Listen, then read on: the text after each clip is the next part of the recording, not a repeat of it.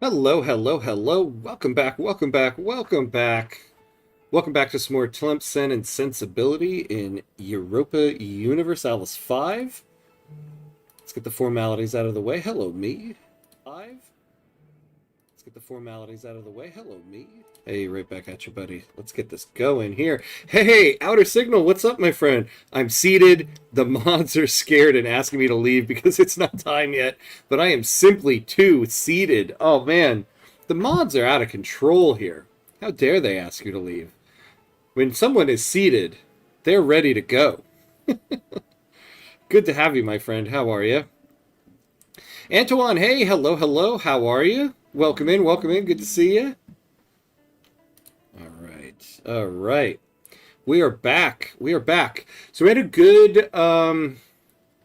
good morning session here with our Tlemcen run. Slowly getting ourselves back into an economy. I know we don't have much money right now, but we've been building. We've actually been building things. How's your day, Ham? It's good. It's good. How did my day go? So today my kids had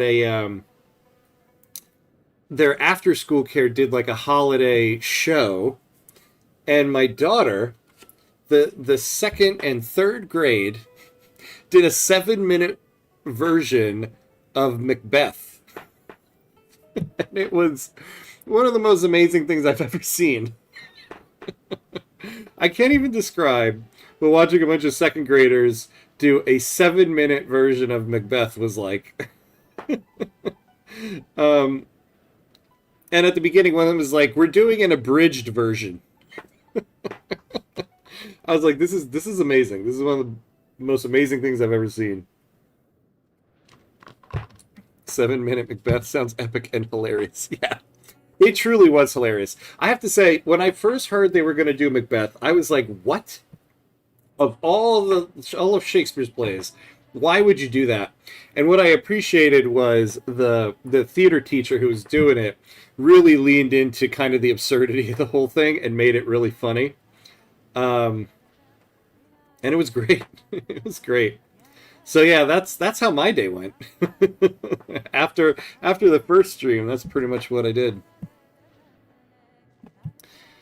All right. All right. So what are we doing here? So we're building stuff. We're building up an economy. This will get fixed in a second from the auto thing because we want to keep everybody at 50%. Yeah, love of theater runs in the family. It's so true, right? It's so true.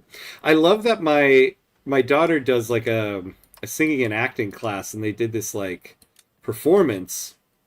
My daughter and I've been every other week. I split with another parent. Every other week, I take her to this class. Not once did my daughter ever ask me for like tips or advice about like theater and performance. It's really humbling. It's like, yeah, you don't know anything, Dad. I've taken a class for 6 weeks. I know what's going on. Hey, Mauricio, what's up? What's up? How are you? Good to see you, my buddy, as always. More struggle. That's right. Although we didn't struggle too much in the first episode. We're getting back. We're getting back in the game here. Now we do have quite a few buildings turned off, so we got to fix that. So what are we focusing on right now? We do need to build or create a market. We do need a new market. So Tunis had taken our land, and they took our land, and they took our market center. So part of our problem here is our capital only has 59% market access. Now we're building a marketplace in Tlemcen right now, so it'll get to 60, but even 60 is not a lot. So it would be nice if we could build, I keep saying build, create a new market. Problem is, it's going to cost us 168 ducats, so it's going to be a while before we get there. And so instead of waiting to get 168 ducats, we're going to try to slowly build up more buildings, get our economy going. We're slowly getting some more control. We could use expanding some of these RGOs. The problem is lumber is at such a high cost. We've got inflation down. You can see here, inflation 3.08. It was at 5% at the beginning of this morning's session. So that's good. However, lumber is still expensive. We built a lumber mill already. The problem is, yeah, we're getting 3.78 from burgers importing. So the more we build, the less the burgers are going to import. So how much are we really missing here? We're missing like basically 1.2 units. So really, we need 1.2 units plus what the burgers are importing, because every time we build, the burgers are going to import less. So we need about 4.98. So we need to create about 5 units of lumber. Now, our lumber mill here is not fully hired, which also means it's barely creating anything. So we have that. We have that going for us here. Time to return the lands for sure. Yeah. We are slowly going to build up to getting that land back. We are absolutely going to get that land back, because the thing that really kind of irks me the most is this is Algiers right here. So we're getting that. I'll tell you that.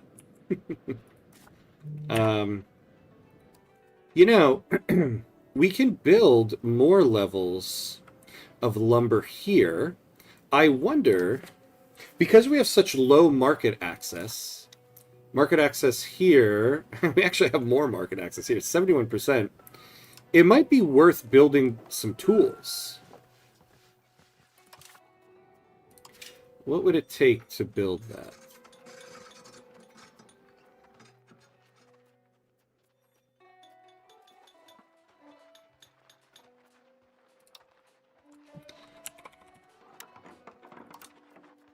Really? We can't build that anywhere? Apparently, Mike Shinoda, Lincoln Park daughter, does the same thing to... That's what my wife told me. My wife told me the same thing. She was like, oh, yeah, one of the guys in Lincoln Park. He's like one of the main guys. I'm like, Mike Shinoda? She's like, yeah, that guy. And then she told me the whole story. It's like, that's amazing. To be in the same sentence as the legendary Mike Shinoda. I am a big Linkin Park fan, I must say. So now the inputs for this, we'd have iron and stone. If we were to build this, oh, because that's a rural settlement. Okay, but we could build it here. Oh, but we have two tooling guilds here already. Oh, we do. Look at that. Okay, so maybe we're okay. But yeah, we are going to look to expand this. So when we get to 47.48, maybe we build another one of these. Also, this needs to hire up. How much is it hiring?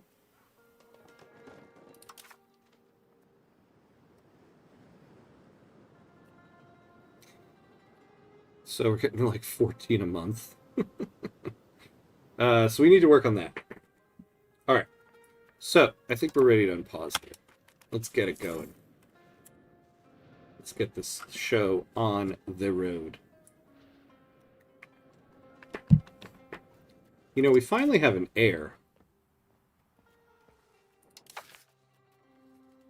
which is nice. Oh no, our heir is this guy, the Pretender. Yeah, that's right. Oh, that's right. My child is a daughter. So she can't, huh? This dude. Okay.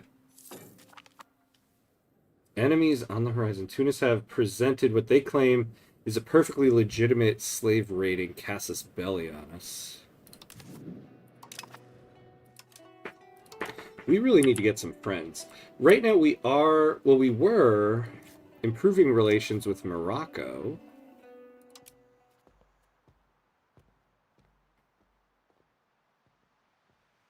This will improve their opinion is by 0.21 over time. We've been doing this.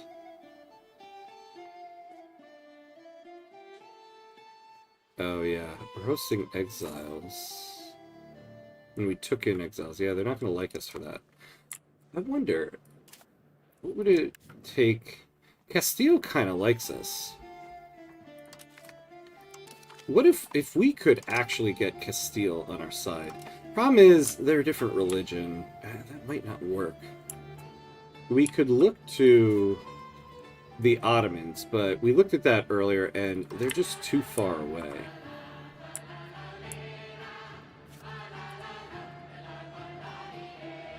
No one else really has enough of an army to really compete. And so that's kind of the problem. I have Tunis on one side, Morocco on the other.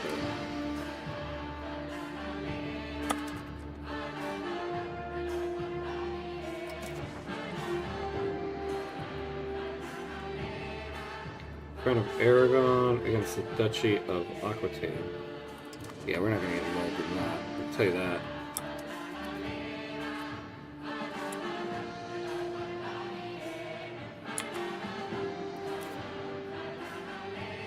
Mild winter. Alright.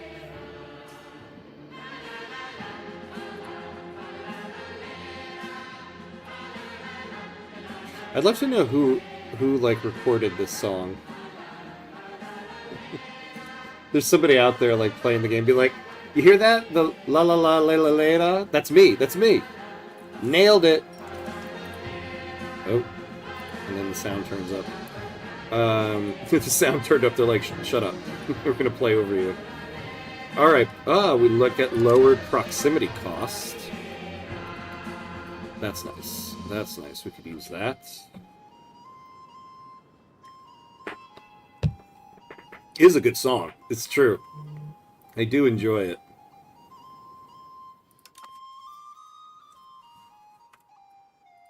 All right. Yeah, look, so we're starting to increase money. Probably tied a little bit to increased employment here because we're making more money now.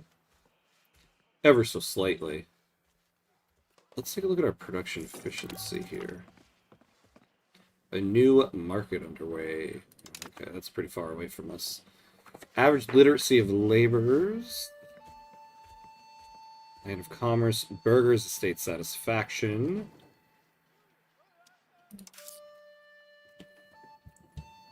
See, I would love to lower their taxes, make them happier, but we really just need the money.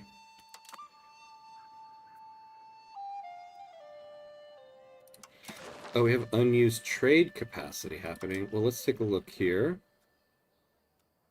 Could we get more? No, that's going to make it unprofitable. Nope. All right, well, let's take a look at what else we can do. Is there another trade from any of those two places? So we want to do some imports from Geneva for institution spread. If we could get one from Constantinople, that would be great, because they have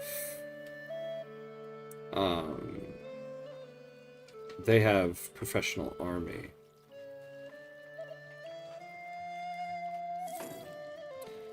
But I could also just take money.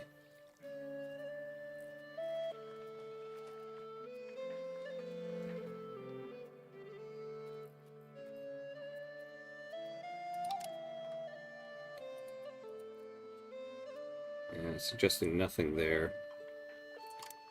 Food imports wouldn't be so bad, though they're not so profitable.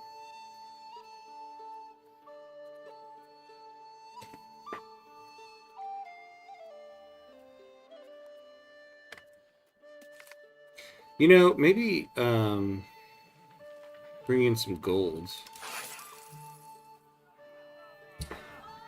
Literature concerning the exploitation of the commoners has circulated Tlemcen for the last few months, spreading discontent and instability between the Umara and the less fortunate.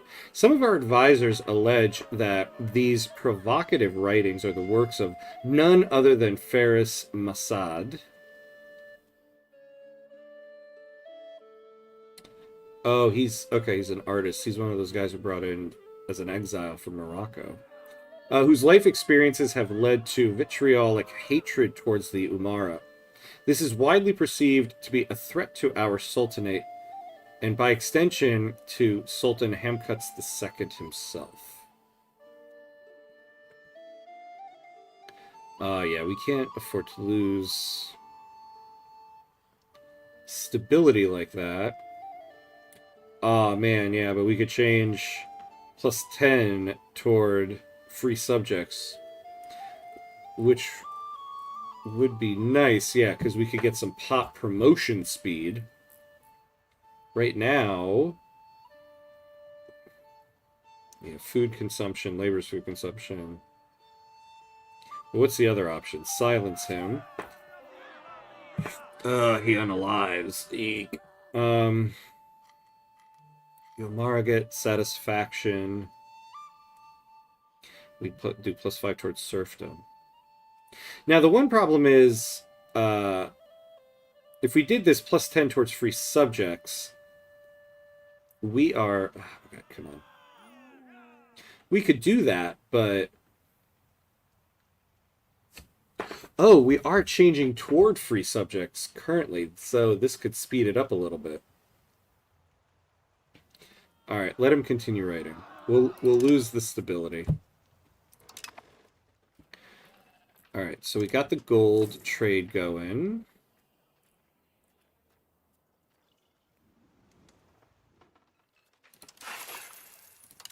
All right, so we've used up all of that.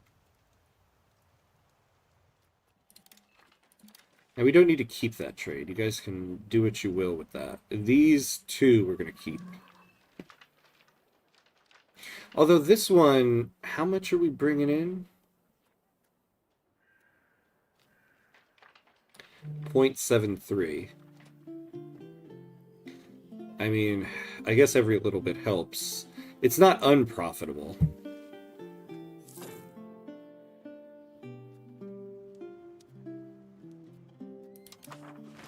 All right. Yeah, so we're building more with this. I think, I mean, it's crazy that it would cost us less money to do another lumber mill, but we really should do more. So we'll do another one there. I would like to get, yeah, more maritime presence here. And we should have... It's one of these days I'm gonna remember what all of the the icons represent.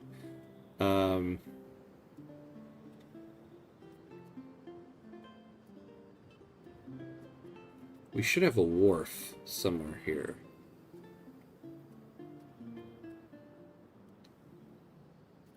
Somewhere.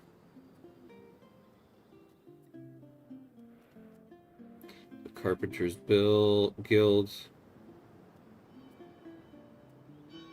Although I suppose...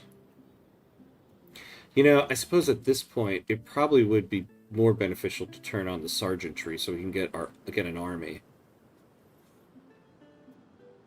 Do I not have a wharf? Like, what is the deal here? Temple...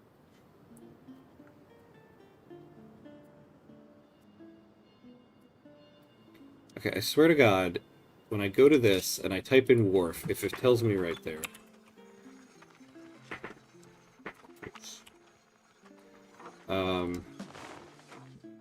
Oh, we don't have one there. Okay. let's read this, and then we're going to come back to. I swear to God, I thought a wharf was built there because we have a decent natural harbor there. Political crises occur from time to time in our sultanate. They often involve a conflict between Sultan Hamkas II and the Majli, unrest among the Umara, or conflicts of interest between the Umara, burghers, and Ulama. One such crisis has recently cast public doubt on our governing institutions. Ooh, I don't, our cabinet right now is cracking down on the Moroccan patriots, so we can't afford that. We lose 5 prestige. 2 years of that. No, let's lose the prestige.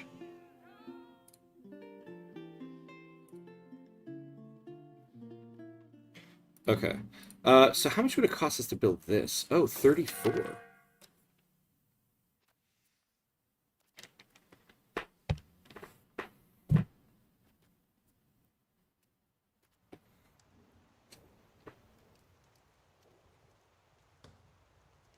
Yeah, now we get monthly sailors. All right, we will build this next. We will build this next.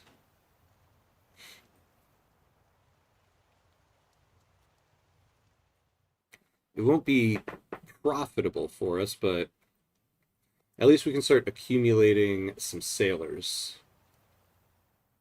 So what do we need for this? 32. Now, the sergeantry.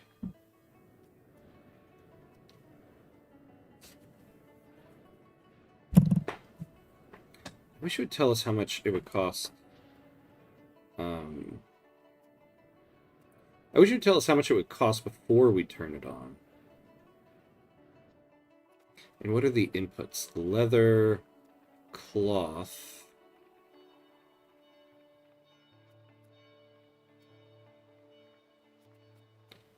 Paper. Weaponry. Really, we have weaponry in this market? I I was not aware we... Wow. Now is the time to build that stuff, apparently. Okay.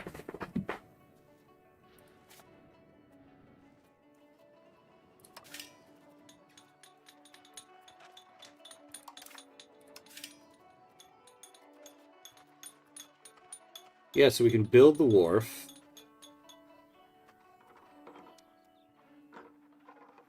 Ooh, inflation is down to 1.58. This is nice. Okay.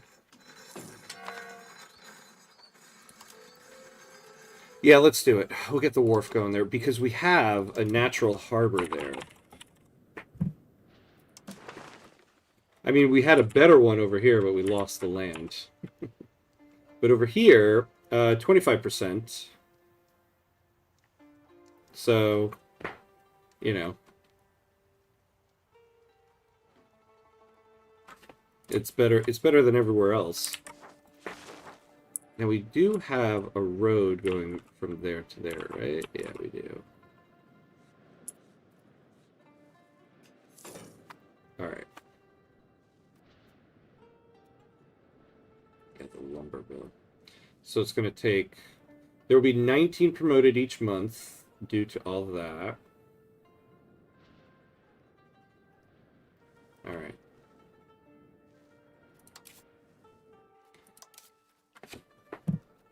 Now, how close are we to free peasants now?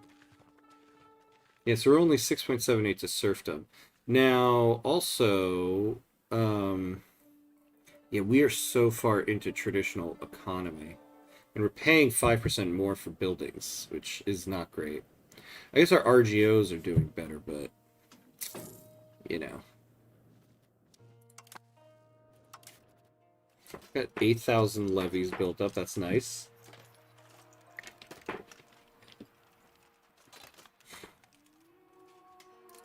Can also increase our forts. Though, yeah, we still got to pay maintenance on that. No. We ain't going to do that. But I would like to get some ships. Yeah, if I could just patrol these two, build up my maritime presence here, I could get much better control in my coastal places here. Especially since this one is fruit. And we have a pretty good effective control here, though it can get better. So I think that's what we're going to aim for here. So we're going to build the wharf. Next, we'll build another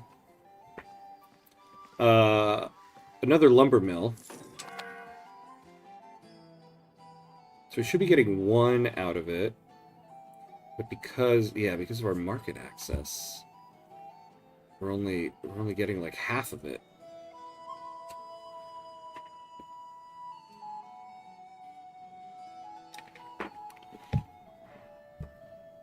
So we'll need two of them just to get one unit. And like I said, we need like to really affect the cost of lumber in this market. We're gonna need like 5 of them. Yeah, so we need like 1.6 more. I guess if we built 2 more lumber mills, we could kind of cover it. Oh yeah, but I keep forgetting too. The problem is the burger imports.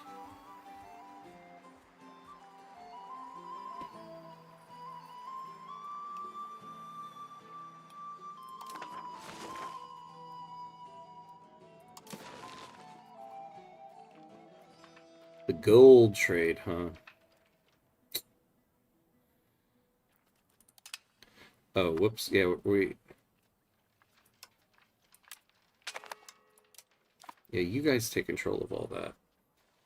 I just want to keep these two.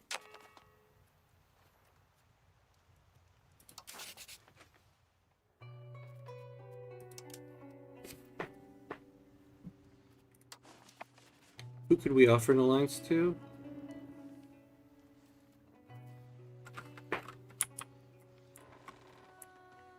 Who are you guys down there? And you guys over there. Well, I appreciate that so much, but no thank you.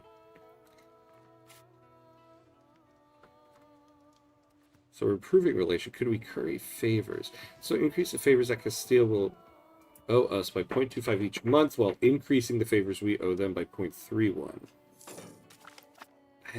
I don't know if we'll ever really get an alliance out of that.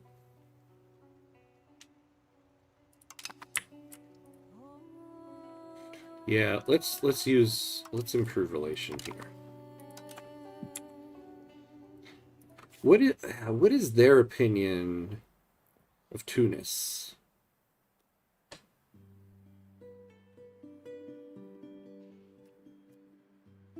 They have an alliance. They have an alliance with Tunis. You know, I wonder if it's worth improving relation. Like if Tunis goes to war with us. Oh yeah, okay, so they've improved relations as much as they can.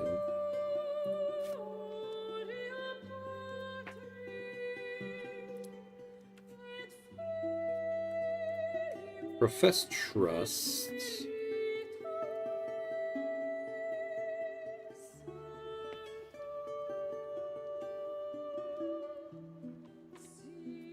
We could do this.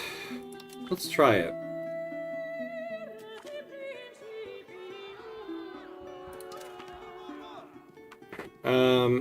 Our merchants have long complained about the unfair treatment they have suffered in the Algeria market. Recently, however, these complaints have escalated, and the merchants now claim to be victims of Tunisian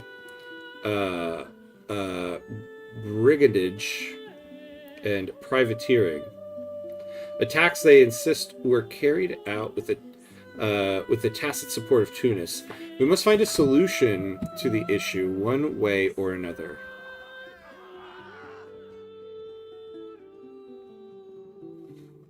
Well, more burger satisfaction would be good. Yeah, Tunis is never going to have a very good opinion of us, and I don't really care. I'd rather take the satisfaction with burgers than this.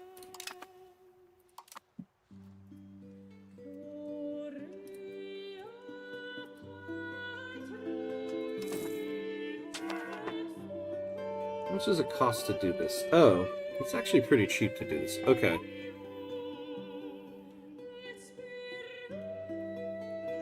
Any specific goals for the playthrough, or just general Algerian glory? Pretty much just general Algerian glory. I don't think there's any real achievements I can go for in this.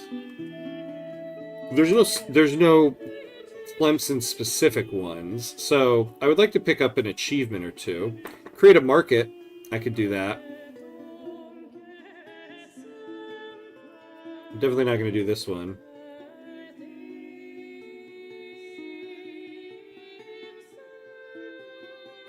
Let's see. Improve the cultural opinion with another country.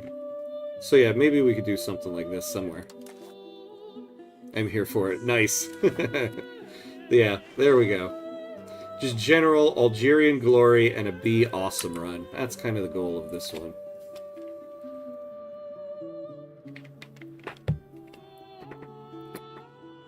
Alright.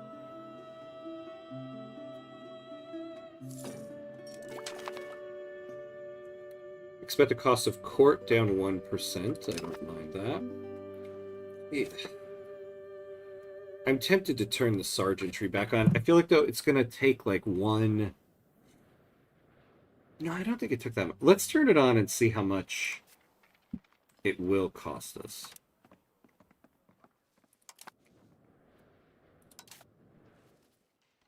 Building maintenance is at 0.5 right now. We'll see what happens in the next month. We're going to switch over. Oh, it's about to be the New Year's. 1376. Party like it's 1376, people.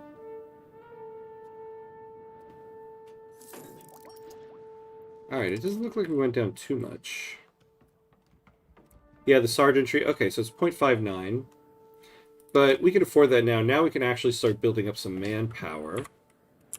When the wharf is done, we'll start building up there. And then, now we're going to hold on to our money a little bit so that we can build another lumber mill.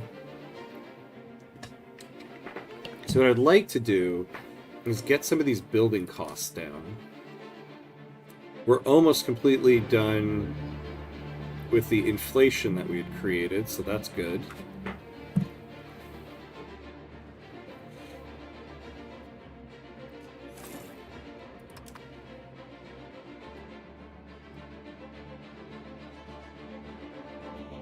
Now the commoners' insurgents. Why, guys? Why? Why? Because they have no estate power. Okay. Well, maybe we can give them a privilege, huh?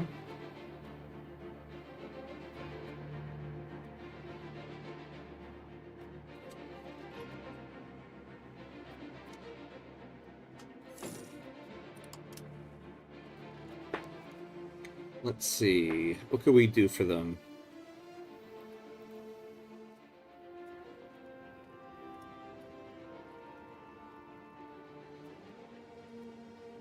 So this will raise their power by 50%. Where are they at? Oh, yeah. See, they're at like 2%. That will lead us toward decentralization a little bit.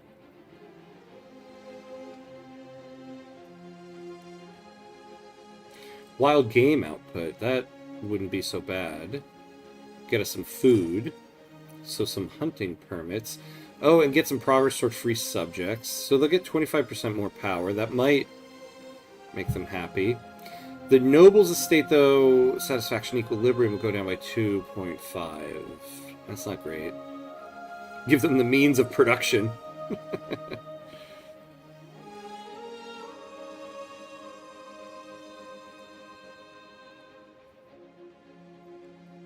Let's take a look at some of the first ones here. Autonomous villages, rural migration attraction, monthly progress of decentralization. So I kind of don't mind this one. Oh, we got the wharf. Hunting permits. Let's do that. Yeah, these guys don't like it too much, but they'll go back up. And now the commoners can get a little bit more power. And then maybe they won't be so upset.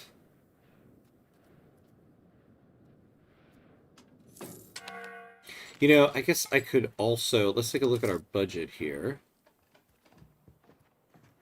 We could significantly lower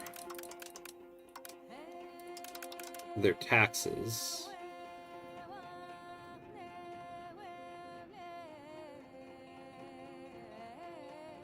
Although they're at 65 right now and still not very happy. So, you know what? Nah, forget it. You guys aren't going to be happy about it, then forget it.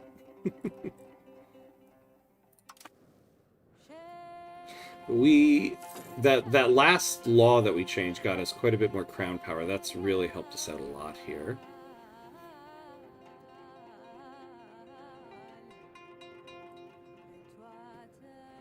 Maybe spoke too soon. Yeah, maybe. Maybe.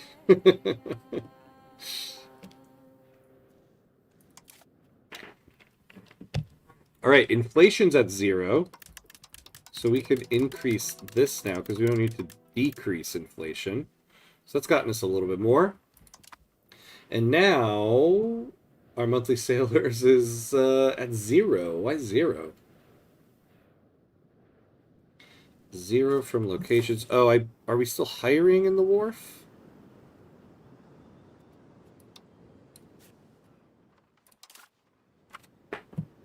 Where is it?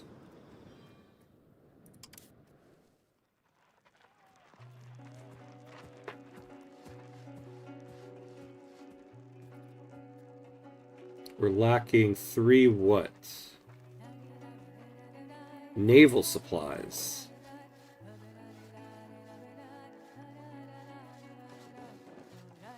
We're lacking naval supplies.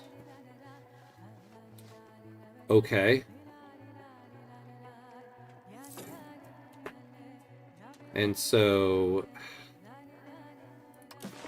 what do we got on naval supplies here?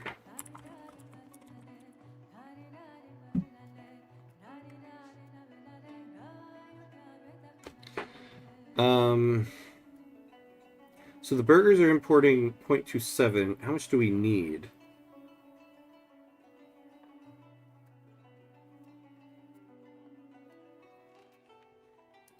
Because maybe we can do some trading for it.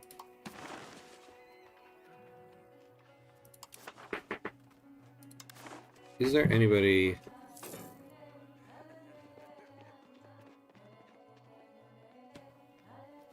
Oh, Constantinople. I would love it, actually. That would solve 2 problems right there. All right, let's take some of the...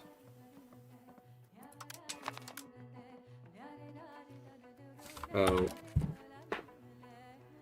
we need to put some research in. Let me solve this problem first, though.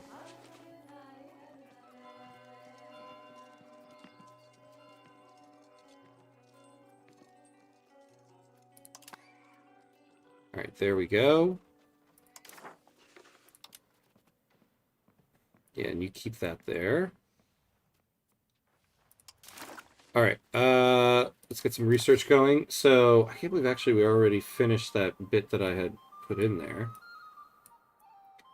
So I had said we were going to finish... I said we were going to finish one side of something. Yeah, it was this, and then... The Mediterranean galley. Maybe this is something we want to do right now.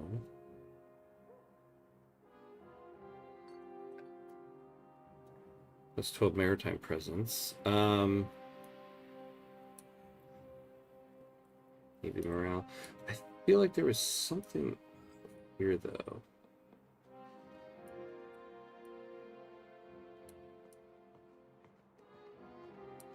Yeah, well, that literacy actually might be nice.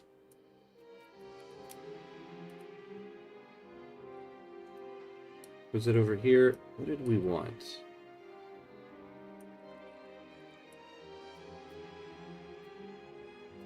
Trade range used over land. Oh, actually, that might be nice. And maritime trade advantage. Yeah, we definitely want this stuff. Okay. So we'll do this and that. And then let's get the Mediterranean galley. That'll keep our researchers busy for some time there.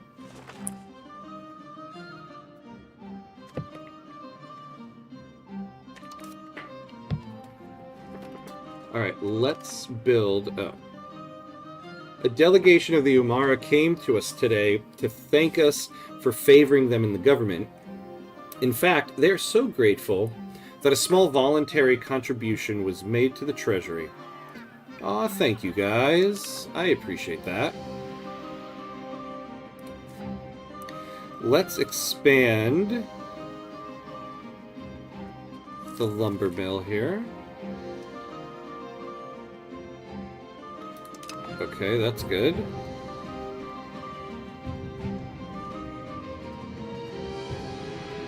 So 46. Yeah, we can do that.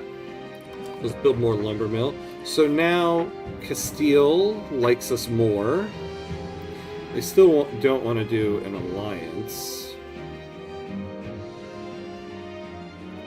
Ah, come on. So the main thing is...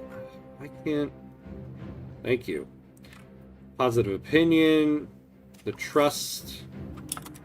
Right, let's pause for a second. Border distance. It's not too bad.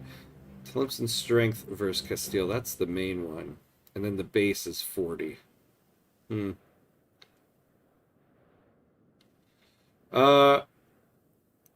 A Chisti religious figure, Abdul Fadil el Idrisiya, views our country as a possible place for them to share their knowledge. Okay, sure, fine. Yeah, how about a defensive league? Oh, that's even worse.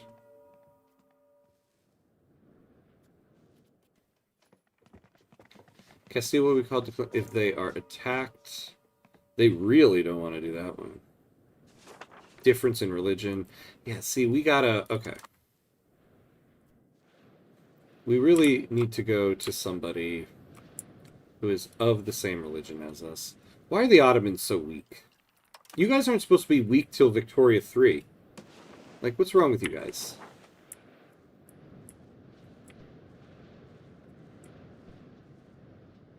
What about Egypt? There we go.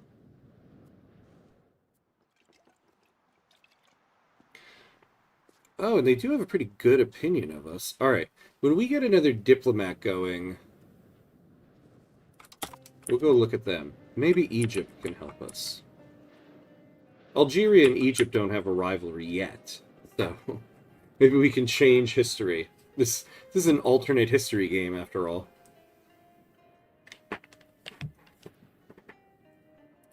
Alright.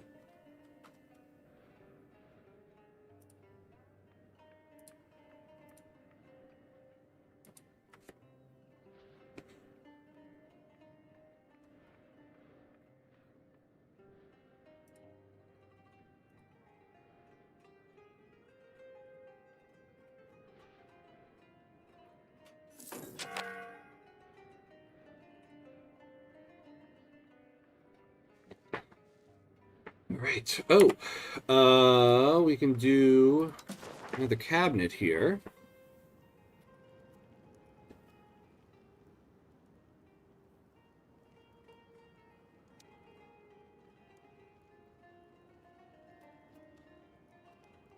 Yeah, we'll do it here.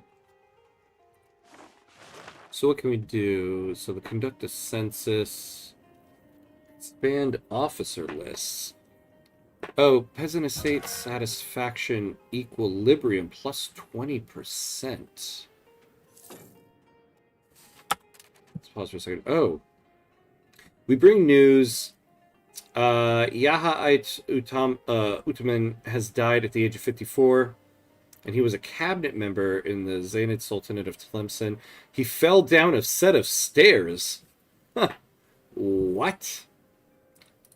Okay. Could we do another support the state? Sponsor the noble arts. It'd really get the nobles happy. But you know, if we could get the commoners happy. Increase naval. Oh, increase naval infrastructure. We get increased development. We do want to build some ships at some point here. Market expansion. Oh, trade maintenance minus 25%. This actually might be what we do. Rush of merchants. Burgers trade capacity.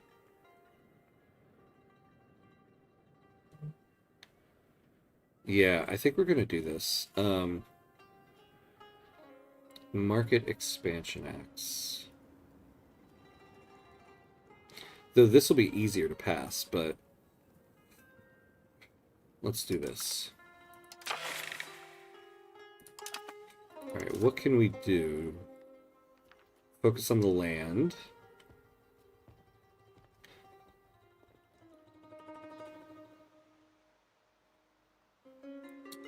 Yeah, I think we could do this.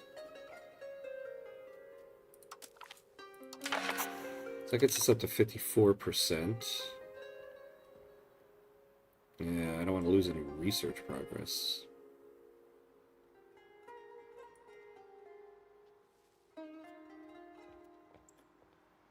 The llama will lose 3% more. Yeah, we'll do it. Alright, we're at 74%. We might get events that get us more, so I think we're good there.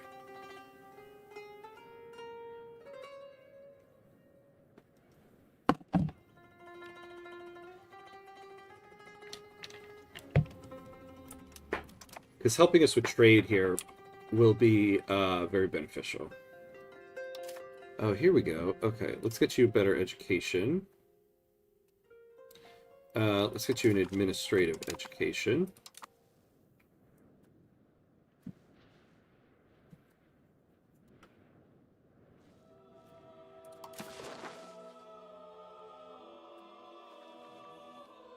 We're slowly starting to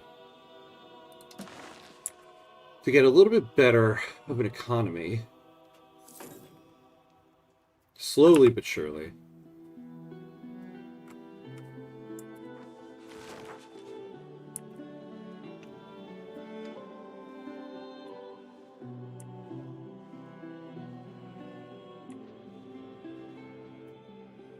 Alright, so at this point, what would it take us? I would love to build some camp followers. Oh, you know, we do need naval supplies, though. What would we have to build for that? So a naval supplies guild. We would make some profit off of it. It would be best if we built it here. So it would cost us 30. What are the input goods here? So we need lumber, fiber crops. We have a lot of them. Tar.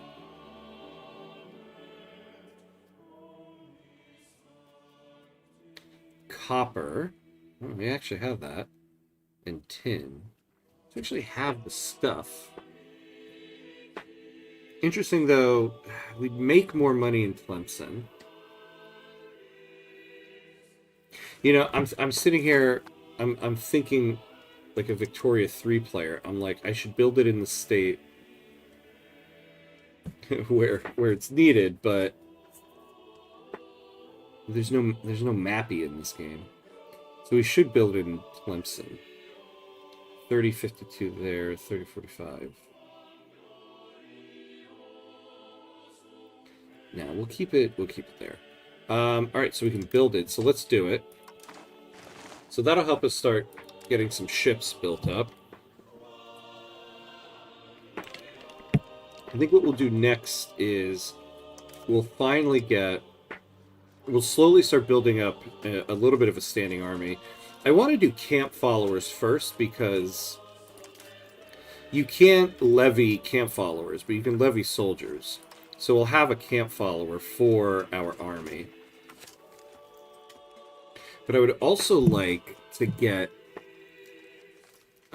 some horsemen, at least 2 horsemen, to put them on the flanks. And then with a standing army, we can station them in places, and it will increase the maximum control.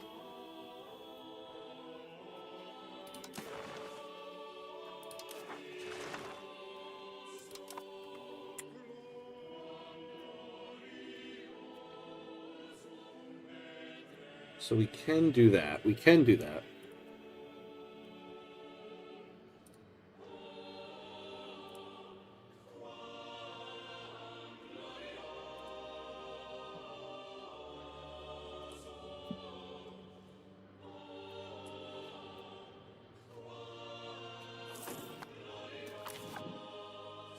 Why are they missing workers for the RGO? The current debate in the Majlis on how to best protect domestic production has attracted the attention of many in Iran. This important position in the Majlis has come to support us in the debate in the hope that it will benefit from the suggested policy. So we'll gain 5 support. Oh, or we could get more development. They have a decent amount of development. If we took the 5, put us at 79.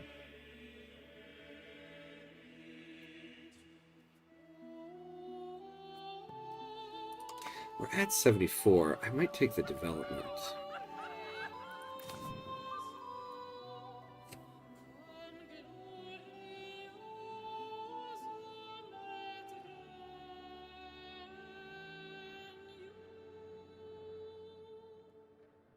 Yeah, we'll get more market attraction because let's do that. Take the development. I think we're pretty good at 74%, right? Right? Maybe? I don't know. We have a diplomat. So let's start talking to Egypt here.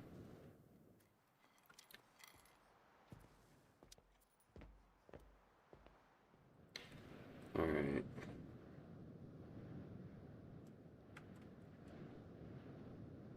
They like our laws. The distance, well... Oh, what about a royal marriage?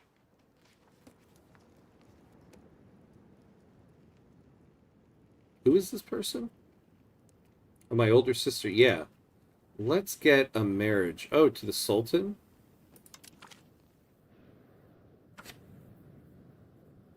Increase trust and opinion. Let's do it. Do we wish to offer Egypt a royal marriage between Elodia Zionid and Sultan Ravil Bahria? Yeah. This will give us... Wait, can we not do it?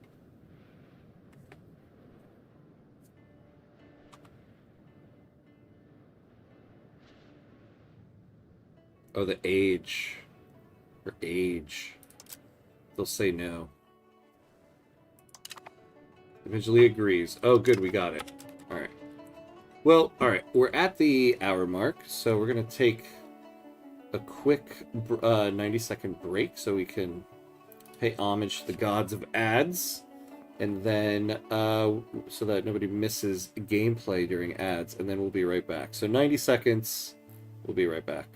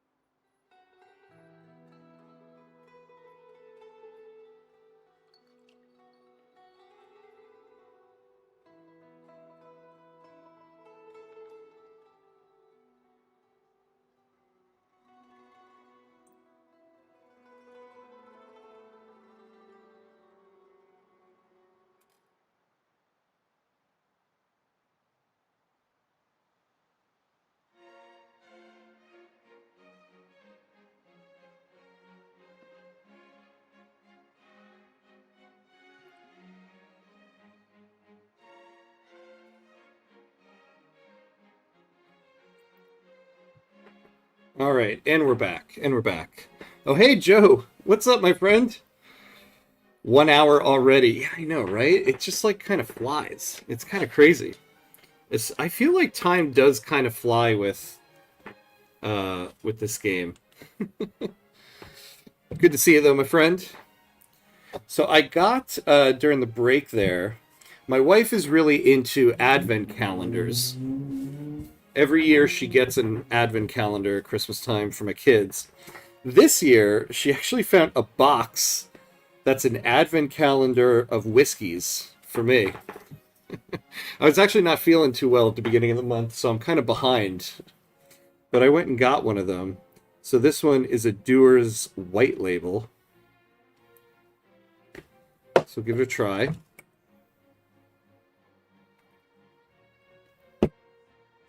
That's not bad. Ooh, there's a bit of a smoky aftertaste there. All right.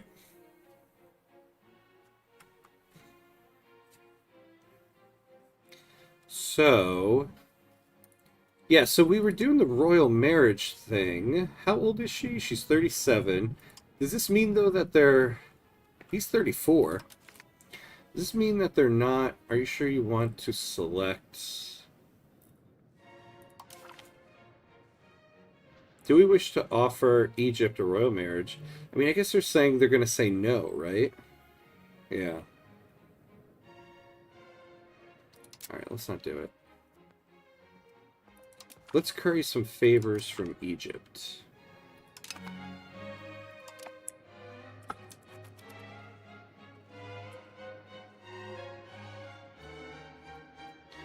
So we're building the... Oh, we're still actually building that lumber mill when I started building the naval supplies. Either way, is fine. Oh, and we have an open... yeah, that's right, that person passed away in our cabinet. So cracking down on them. So we need somebody with military. This guy. Can we trust this guy? We'll get some crown power, though. Just a little bit.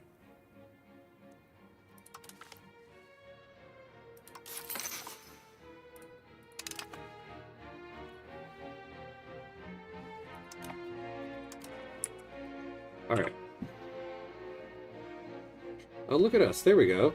We've got 9 sailors already. What would it cost us to build a boat? No, actually, not too much. Yeah, the naval supplies a little bit and the lumber.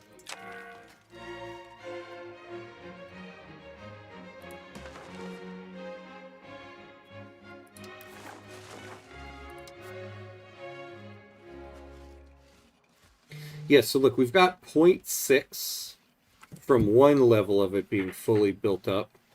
So we'll at least be outputting 1. I guess I would assume 1.2. What are we at with lumber in the market?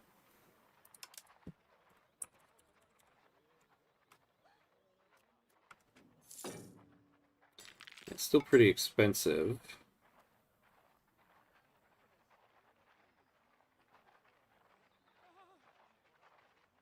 So if we get 0.6 more, we'll see. We'll see. We're getting more income, though. It's good.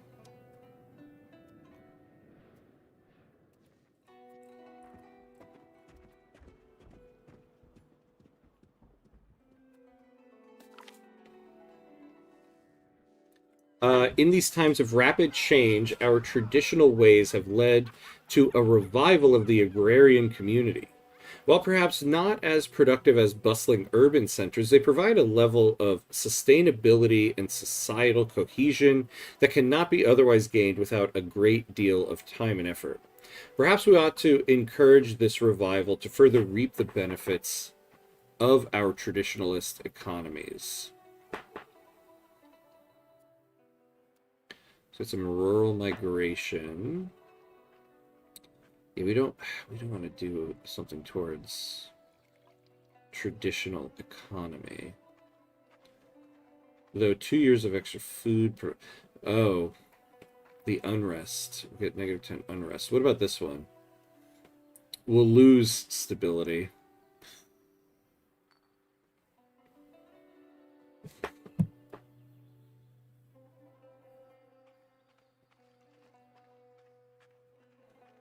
Maybe we'll take this 2.5 stability. I can maybe up a little bit more money into our stability.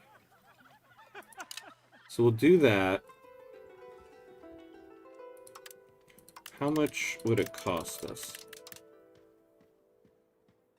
We get like 0.25 going towards that.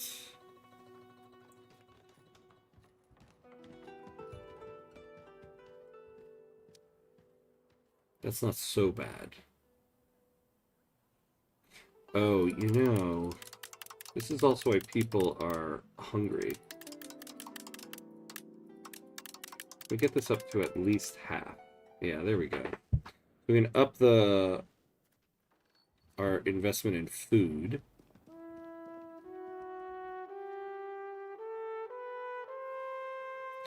Can you do deflation in this game? I'm just kind of curious. If we did this, would it go below 0?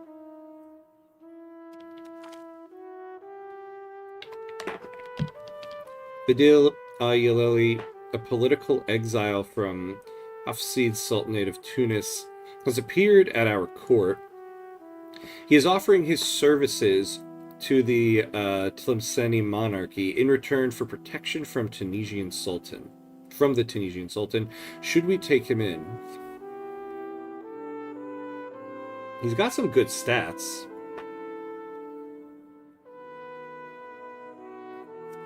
Could use him as a general, to be honest.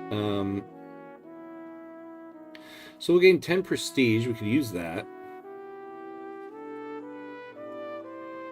Yeah, let's take it.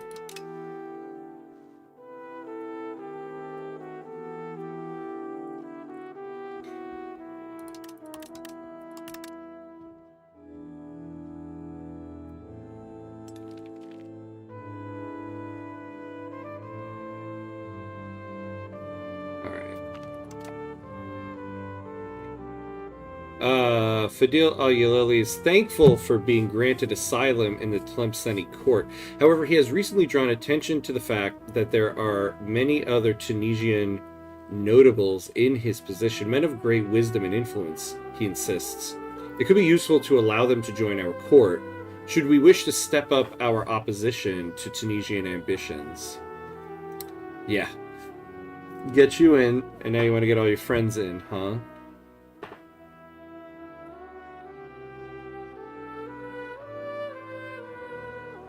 What if we say no? We lose the 10 prestige. The event Exiles in Zionid Sultanate of Tlemcen happens. Now let's take him in. Let's see what happens. Let's roll the dice. Why not?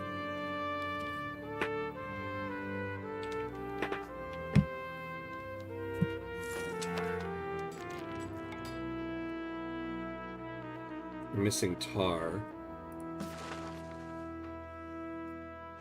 What if we built that?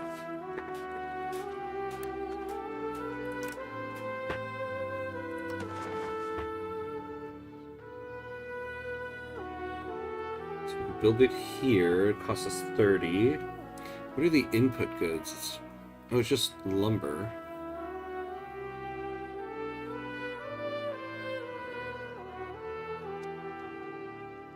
What is tar in the market?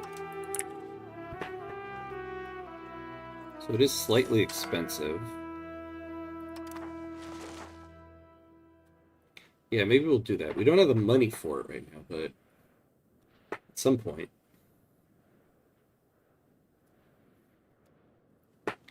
We still don't have any power to the commoners.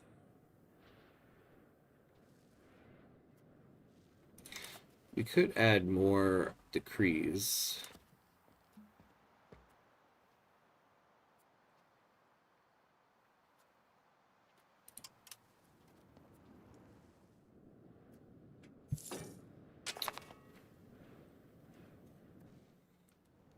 Monthly progress of jurisprudence isn't so bad.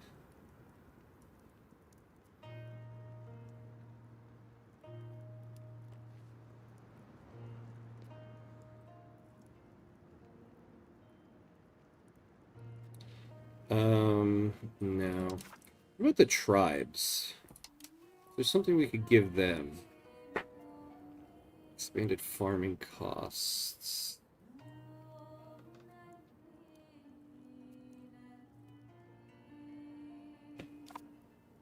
Yeah, no, I don't like any of that. What about the burgers? They really do need more power. Oh, trade capacity and progress or capital economy. What is our progress right now? Yeah, changes with 0.1 towards traditional economy. If we gave this, we could at least start moving toward capital economy very slowly.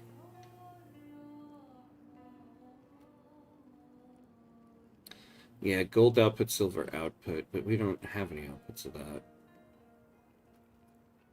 Progress or plutocracy wouldn't be bad. So guild investments. That'll give them plus 50%. What was the other one? Trade command plus 25. Okay. See, hiring getting into the privateering business might be helpful to us.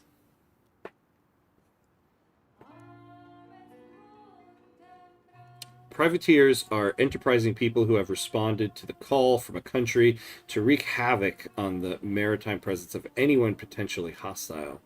For those that encounter them, they're indistinguishable from pirates. Yeah. Oh, shipwright contracts. So Navy maintenance costs. That wouldn't be so bad.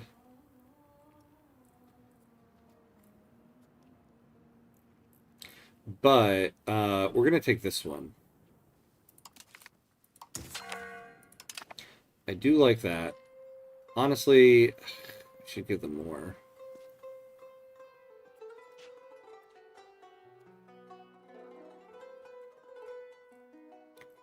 What is all this? Oh, plus, yeah, plus percentage there. Um, the Diwani script is a cursive style of Arabic calligraphy intended for use on royal decrees. We can strengthen our rule by proclaiming our edicts in the world of Allah in the harmonies of calligraphy.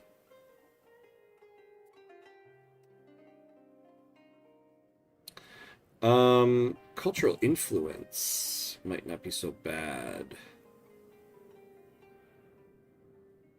We'll get plus 5% expected cost of court, though. Yeah.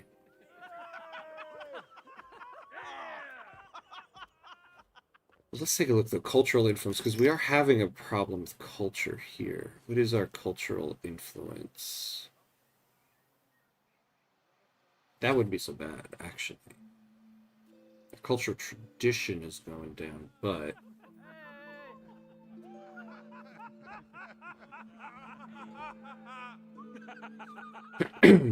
yeah, let's do this. Let's do this. Make it so.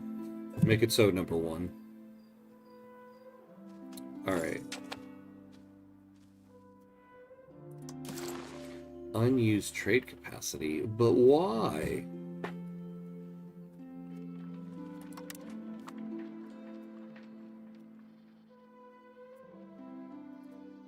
Alright, we'll lower that. What can we increase? Yeah, no, we won't do that.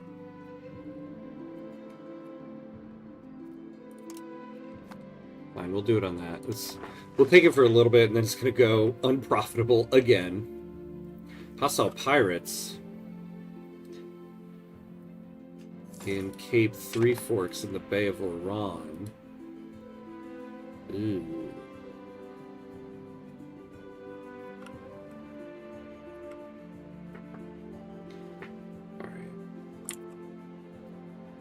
So we finished building everything. Can we build a ship yet? A traditional galley. How much would it cost us? 21? Why not? Oh, we need 30 sailors. Okay. Well, let's finally get our camp followers. Is that the right move, though? Is it though? What would be the most profitable building to build? A naval supplies guild. Okay. I mean, we just built one of those. You know, we could also start turning buildings back on. I forget what it was we turned off.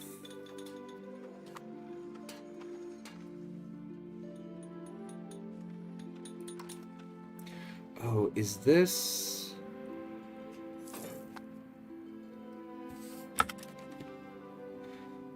most profitable first. Monthly progress capital economy. Oh, yeah, yeah. Look at that, I forgot. We haven't changed this. Yeah, let's do this.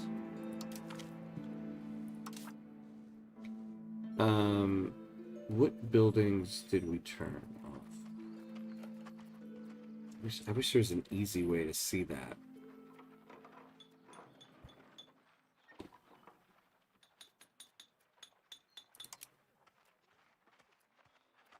Card display. Oh, that's interesting. No, we'll keep it like that. Foreign buildings, estate buildings. All the buildings which can be built. Yeah.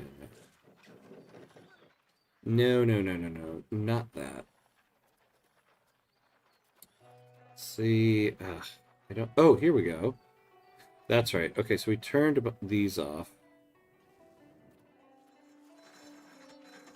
Oh, well, we definitely... Okay, let's turn the granaries back on. What was this? Cultural building. Oh, monthly prestige. We could use that. Oh, we could definitely use that. And diplomatic reputation, fort defense. Yeah. I don't know exactly how much what the monthly maintenance on this will be. But we can definitely turn it back on. So we'll do that, and then we'll see what our income is.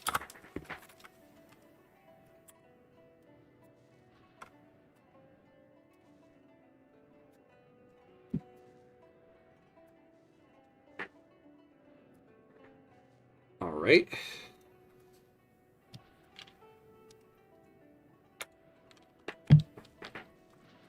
We have 2 diplomats to work with.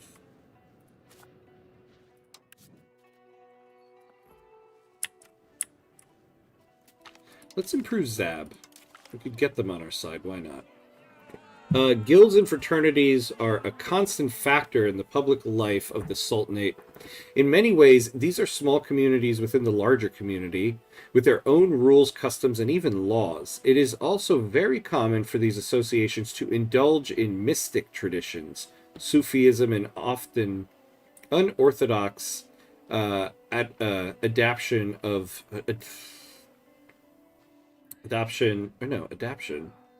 the Sharia, sometimes making it hard for the laws of the ulama to penetrate the urban milieu.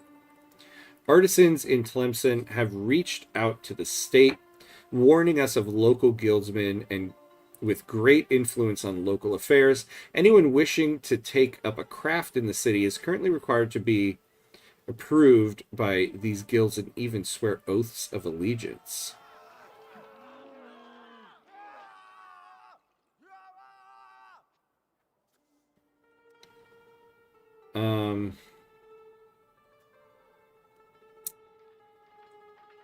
Why are we going so far towards mysticism? I want to go towards jurisprudence. Get the monthly research progress. I mean, I guess, you know, army morale. But I also don't want to piss off the burghers that much. We're at 61%, so if they go down 10%, we're not going to go back up to that, since the satisfaction equilibrium is 50. So we'll take this.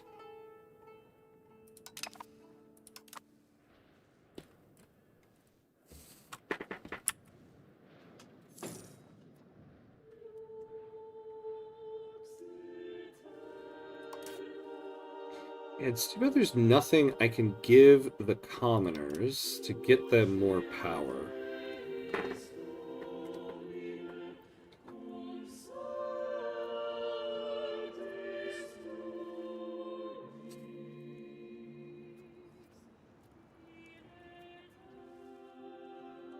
We could do this. It's not going to give them any happiness, but partial yield. The peasants' food consumption will go down. The laborers' food consumption will go down. The RGO size will go down too, though. We've gained cores. Nice. So we're integrating a province.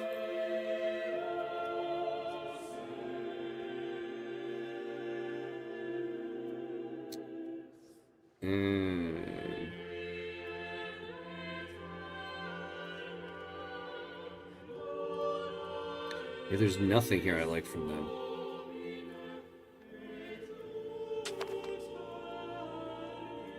Nope, sorry guys.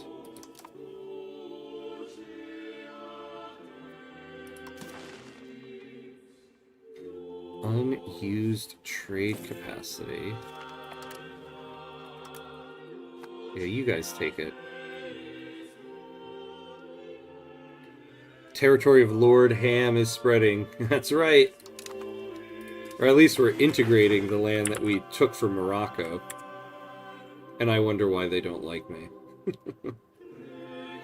Alright, but we are about to open up one of our cabinet members to do something else. So our monthly income has gone down. Yeah, this thing we turned on, that is quite expensive.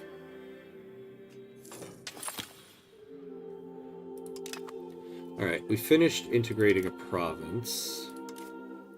What can we have this person do now? Change societal value. Actually, maybe we do that.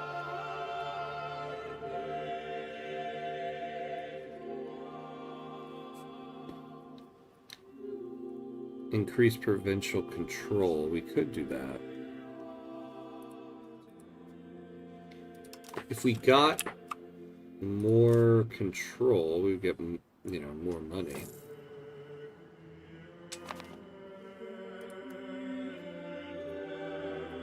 Maybe we do that. Oh, they're both free now. Okay, let's slow this down for a second.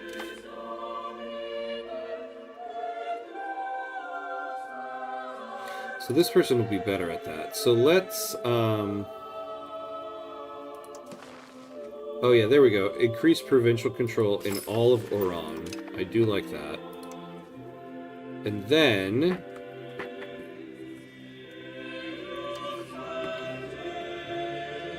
let's... kind of want to go towards capital economy. Let's take a look at everything again.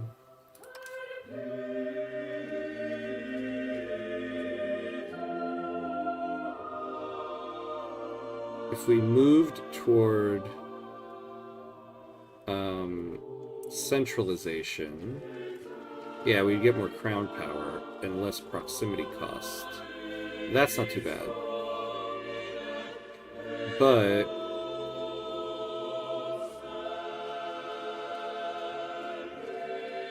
so we could move toward capital economy, though we're already moving towards it.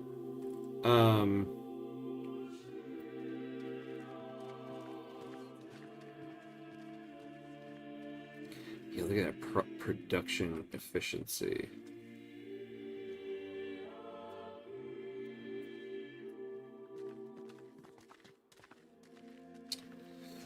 Which one do we want to move toward? See, we're moving toward decentralization here. The only thing that's nice, though, is we do get plus 5% estate satisfaction equilibrium. I think, though, we could afford to lower taxes and get their equilibrium up if we had more production efficiency in our buildings. Although, yeah, we'd get more crown power here.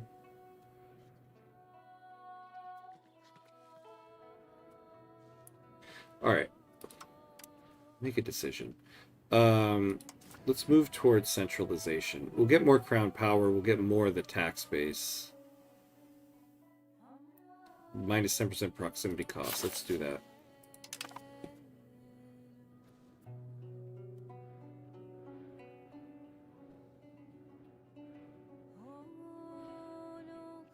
There we go.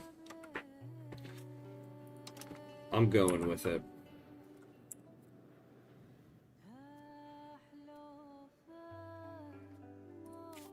How's our lumber mill doing? Still producing stuff. Now, yeah, I really should just build something that's gonna get us some money.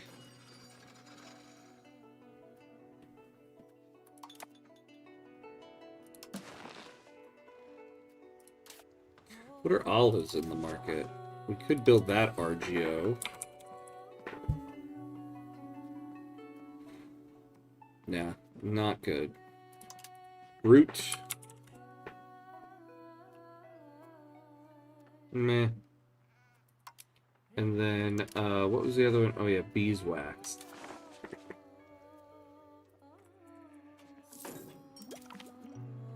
Yeah, not that either. Maximum RGO size. Okay. We could do fish or livestock.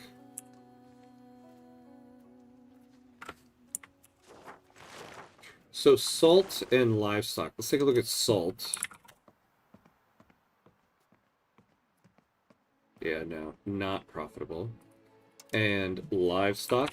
The thing with livestock is it'll also get us food. Now, all of our RGOs are not profitable. Is that wheat one ours? Yeah. No, not this. Oh, we do have iron. Iron's gotta be profitable. No. Okay. And then, we can do one with fish. Yeah, no.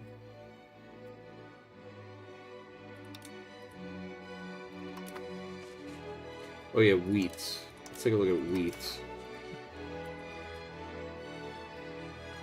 Nope. Wool? Wool is always a good one.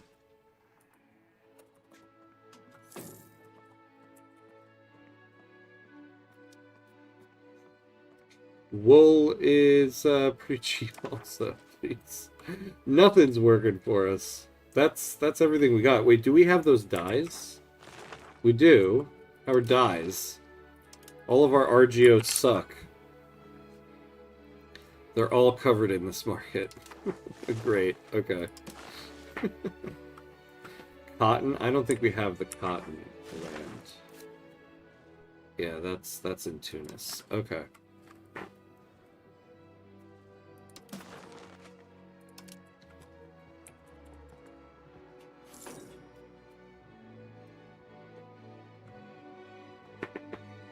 God, for some reason I read olives as owls.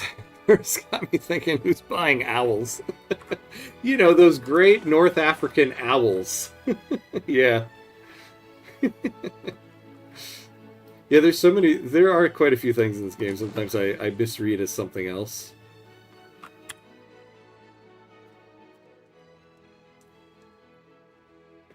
Wait, what about horses?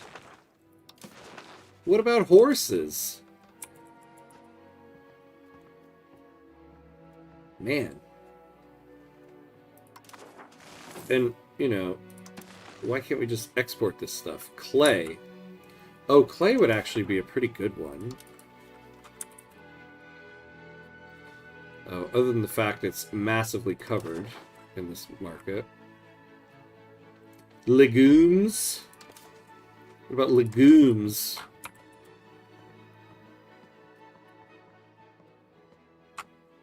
Legumes, actually. Of all the things there. Okay. Legumes. We have such such little control. Yeah, see, that's the thing. The lumber. Well, we've made the lumber a little bit cheaper. I think we just continue building up the lumber mill.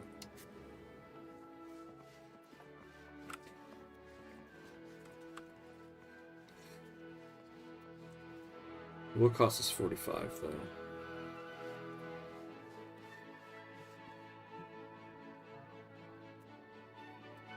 What are the cost of tools in the market?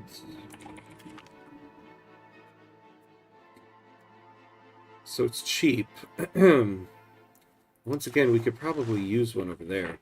Across the land, people are supporting our Grand Navy, making contributions toward the defense of our nation. In the shipyards, our shipwrights are working ever harder, and people are even volunteering to become sailors. People take pride in our great Navy. Oh, so we can build ships faster. Okay. So, okay, the thing I want to figure out is... So we're buying tools here.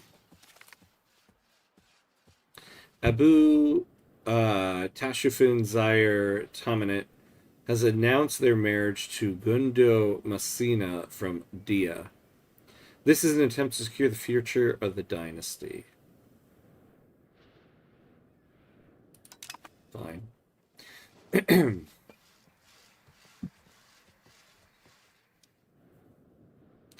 Price is 257.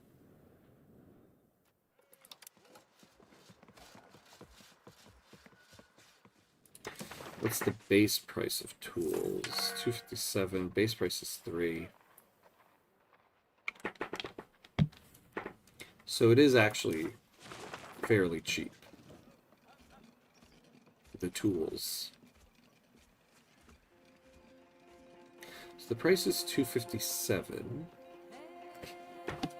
And we get 0.18.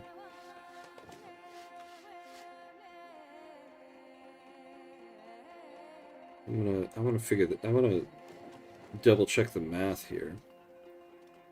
257. We're buying.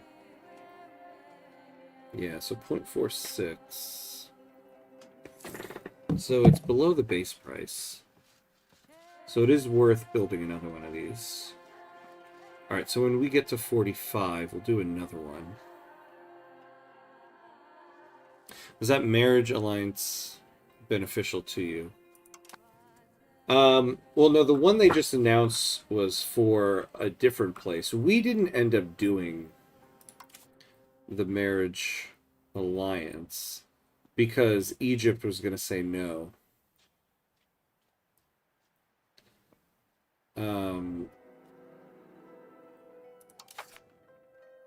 I wonder if we can try to marry her off to someone else. Our jurist Faris Masad finished with their new locally known treatise, A Critique of the Strange Way, which our country will greatly enjoy. This also increases the Zenati influence by 2.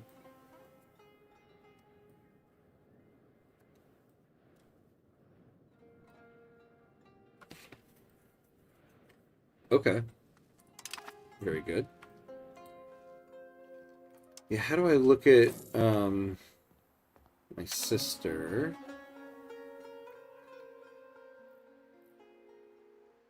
So I got my spouse, I got my child. Mother and father are gone.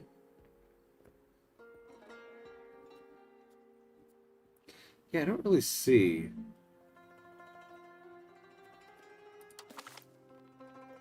Oh, here we go. Oh, wait, that guy's my brother? Oh my god.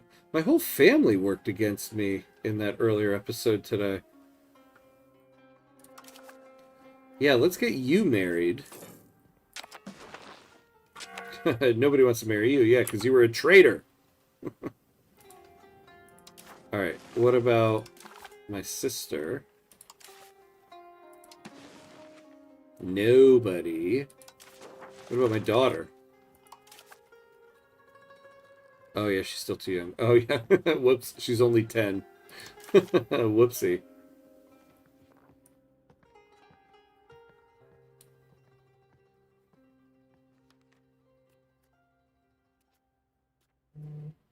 Nobody wants to marry my sister. Alright. Nobody wants my sister? She's too old for everybody? Alright. I think we can do another one of these guys, right? Oh no, 45. One more month.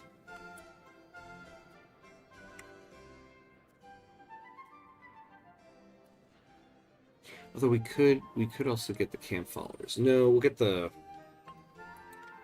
we'll get the lumber mill.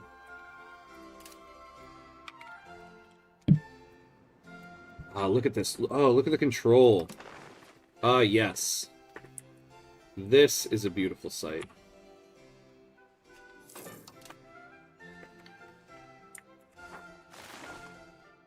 Oh, yes. Look at that. Proximity is low, but control is high.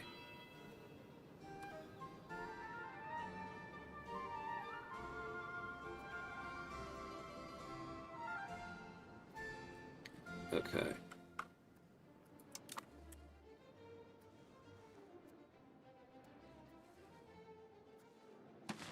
So we can do more diplomacy.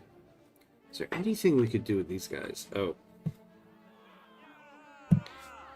Tlemcen may be plagued by corruption. I swear, this is like the most corrupt place in the world. This is like always dealing with this corruption on every angle and every end.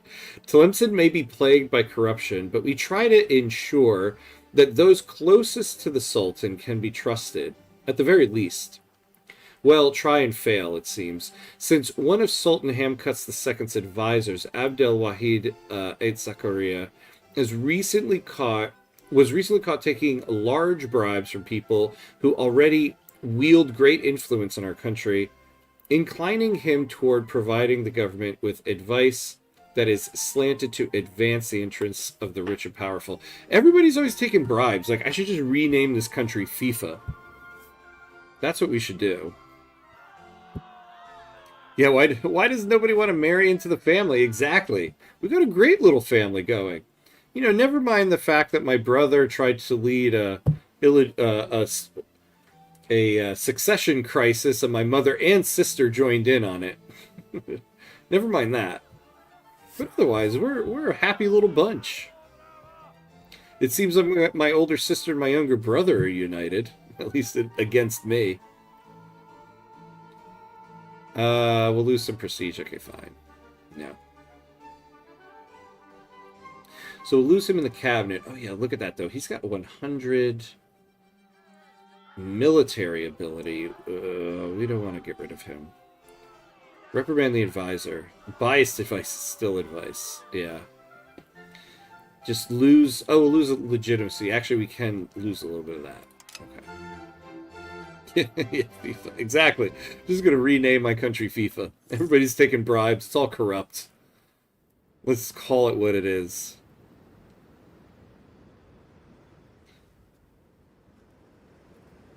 Yeah, I don't think these guys are ever really gonna help us. But what if I formed a little bit, like, what if I formed a coalition of all the smaller states here? Like, 2,000 soldiers here.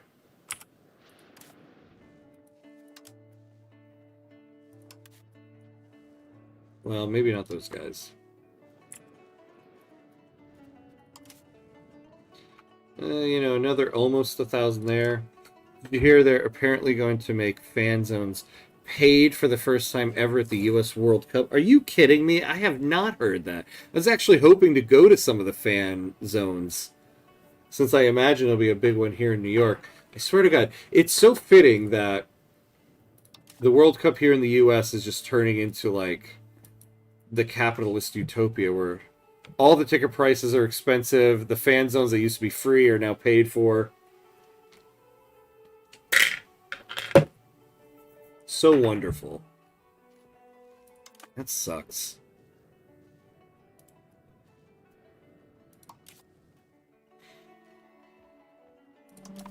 I mean, they realize, too, this is the problem with the World Cup and the ticket prices and all the tickets. Like, they're going to say, like, it's all selling out, but it's all going to be scalpers. Like, half of those tickets have probably been purchased by scalpers, and they are going to turn around and try to sell them for thousands of dollars. I feel like they're going to end up having empty seats. And you remember we had that problem before in the 2006 World Cup with Germany, where it turns out in Germany they ended up giving way too many tickets away to corporate people who were supposed to give their tickets out to, like, members of their, like, people in the companies. And because those were just given out for free, a lot of them didn't show up. And so you saw all these empty seats. The game was sold out, but yet there were empty seats. That's going to happen here because so many tickets are going to be purchased by scalpers. Yeah, scalpers and corporate tickets. Yeah. Hey, Colette, what's up? What's up? Do you have a favorite? I go for France. Well, I'll obviously root for the United States and for Algeria. But so I have a hierarchy. I have a hierarchy of who I root for. So tier 1 is the United States or Algeria. Then tier 2, if it's not a game including the United States or Algeria, tier 2 is your region. So I'll root for any North American or African country. And then tier 3, my tier 3 is basically any non-European team playing a European team. I'll vote for the non-European team. That being said, I do like France. I do root for France, despite all the trash I talk, because half the team is Arab. the other half is sub-Saharan African, which is why Kylian Mbappe is just such the perfect embodiment of France. He's half Algerian and half oh my God, what was it? I think it's Cameroonian. Yeah, I love Mbappe. Mbappe is great. I love Mbappe. And it's not just because he's half Algerian. But the fact that France's best player is half Algerian, half Cameroonian is just, well, just perfect. But I do root for France if the U.S. and Algeria are out, unless it's a North American or African team they're playing. I guess I'll say this. Yeah, of all of European countries, I'll root for France over any of the other countries, unless it's Ireland. Now I'm really pinpointing dots all over the place. Um, my wife's side of the family is Irish, so I'll definitely root for Ireland in that sense. So there you go. If any of that made any sense. Saying it doesn't feel like it did. The architect Abu Tashfin Tamanent finished with their new locally known palace, the masterful palace of Zar el Kuwa, which our country will greatly enjoy. This also increases the Zenati influence. Okay, cool. Ireland is not qualified yet. Yeah, they have to fight Italy first, I believe. Yep. Not quite there yet. I would say, oh, it's over, they're playing Italy, but Italy has missed the last two World Cups, so... You know. But then at the same time, they are Italy, so... But I also said that in the last two World Cup qualifications, that, oh, it's Italy, they're going to make it, and then they didn't. So here's hoping. Here's hoping for Ireland. The learned ulama complain over the widespread flouting of Sharia rules in our sultanate. They demand that we reduce the influence of mystic orders and heterodoxy in the country. Failing to comply would see us losing their support, and many of these valuable legal scholars might even leave for other courts.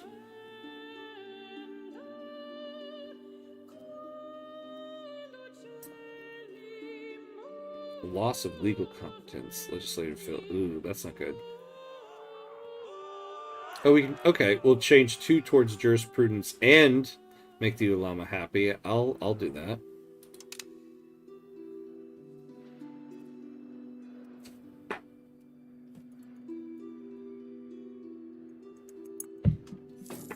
What's interesting is I don't really know who in the World Cup I'm considering the real favorite at the moment.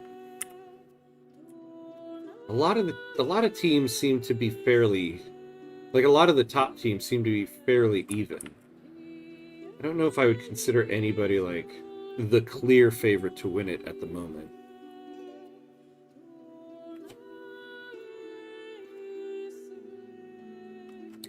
I mean, dare we say England is a top contender? England is always coming into every tournament. England is always considered top favorite, and they unfortunately will let you down. Portugal is uber strong. See, that's the thing, though. England and Portugal are always two countries that I feel like at the beginning of every tournament, you're like, this team looks great. They should be amazing, and something happens. Something happens along the way. But I agree, Portugal does look very strong. So they should do well. I mean, Cristiano Ronaldo doesn't seem to be aging. Bruno Fernandes is great. So I guess we'll see. Alright, what do we do next here? Alright. We made any progress? We have not.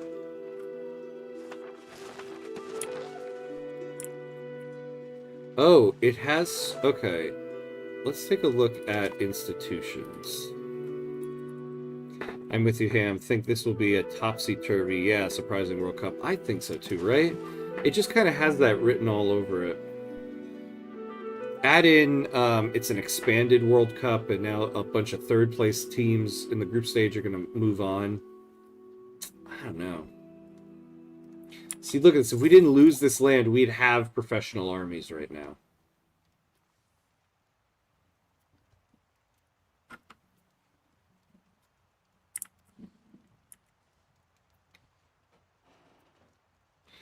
Oh, okay. Well, professional armies is spreading. Give it 18% here. We're almost there.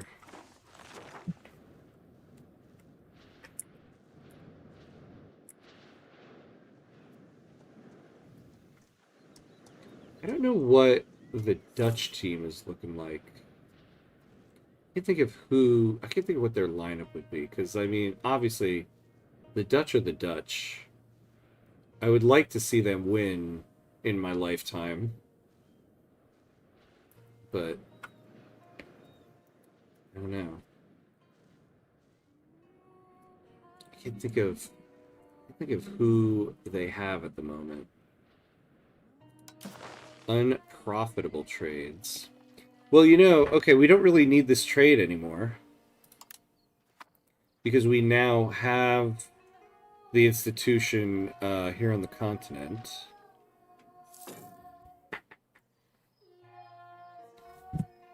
Do we have the other two over there? Renaissance and banking.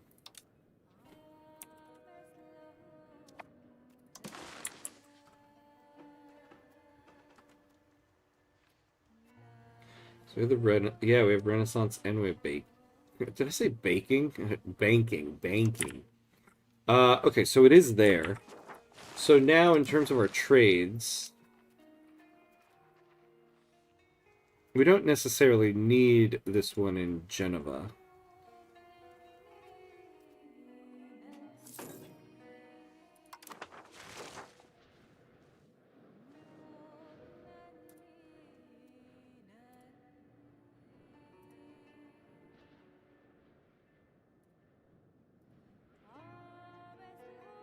I'll tell you who's not going to do very well, and that's the United States. I am always very, very optimistic about the U.S. chances, and I don't know, there's just something about the lead up to this World Cup that I'm like, I just don't think it's going to go well. I just don't. I mean, I think we'll do what we always do. I think we'll get out of the group stage. We Now normally we lose in the first round, which is the round of 16. So now since the first round is a round of 32, maybe we'll make it past the third round or the first round and then get knocked out in the round we always get knocked out in, which is the round of 16. A weaker Dutch team than historically. Yeah, Van Dijk, but yeah, aging out. Apart from Freddie de Jong, the rest of the team is meh. Yeah, see, that's what I thought. I was like, there isn't a core group of people that you're like, oh, there you go.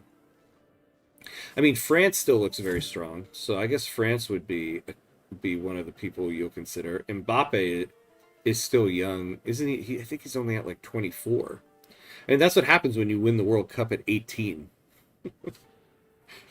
You'll be around forever, and everybody will be like, "Isn't that guy old by now?" And you're like, "Oh no, he's only 24."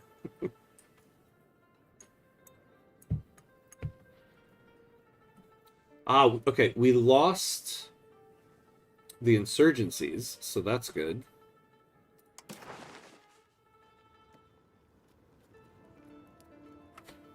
So we can get this guy married. Um, where even is this? Oh, Kazan.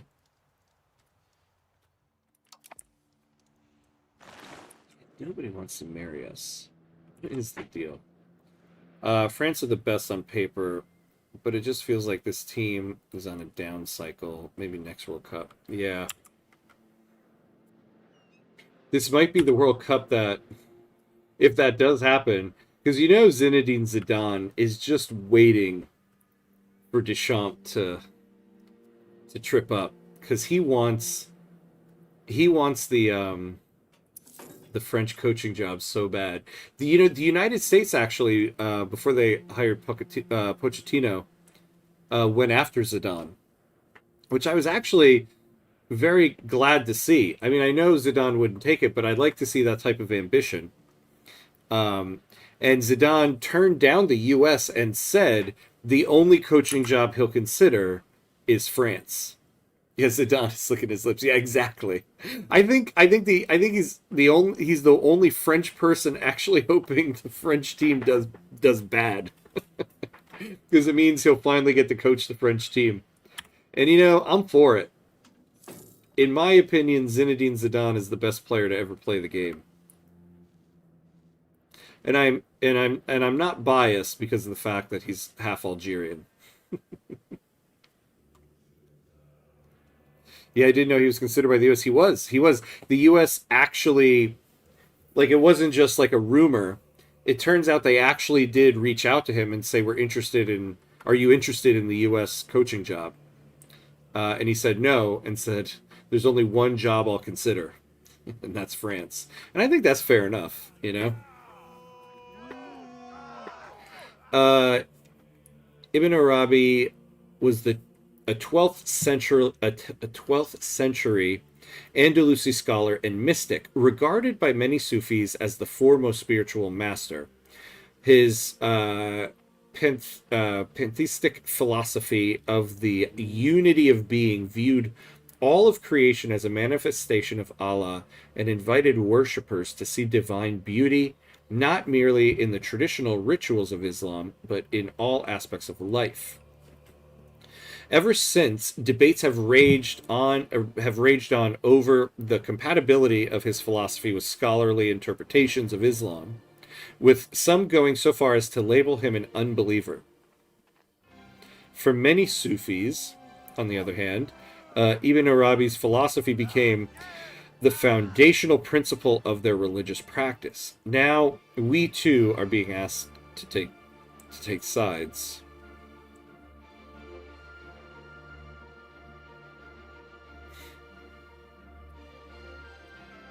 Yeah, no, we'll take this one. This will really start getting us away from mysticism. Pochettino, a pretty good choice, all things considered. Yeah, I was actually very happy when I heard he was hired. He's a great coach. Things aren't going well, and I don't think it has anything to do with him. I think the problem is I do kind of question the the passion of our players to play for the national team. And I feel like this is a problem that we're seeing like across the board with many non-European countries, because I know Algeria suffers from this too. You have, your big players go off and play in Europe, and there's just kind of this attitude when they come back and play with their national teams that it's just like kind of beneath them, that they don't care about it as much. Um, like Algeria definitely suffered with this with Riyad Mahrez. Riyad Mahrez, he doesn't play for Algeria like he did for Manchester City back in the days. Um, and I see the same thing with the U.S. team. Like, I love Christian Pulisic, but he is very clearly like, I will play for the U.S. when it won't interfere with my AC Milan career. Like the fact that he didn't play any like that he didn't play in the Gold Cup in our region's competition in a year where we're hosting the World Cup and have very few competitive matches since we don't get to go through qualification. That was the time to have competitive matches with your team. That was the last competitive matches before the World Cup, and he chose not to play it so that he could rest up for AC Milan. Like, I'm just not.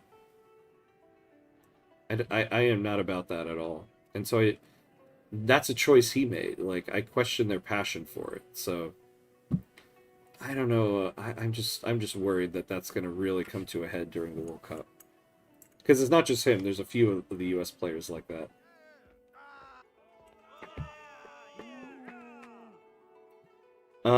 State officials have recently discovered a stash of banned books.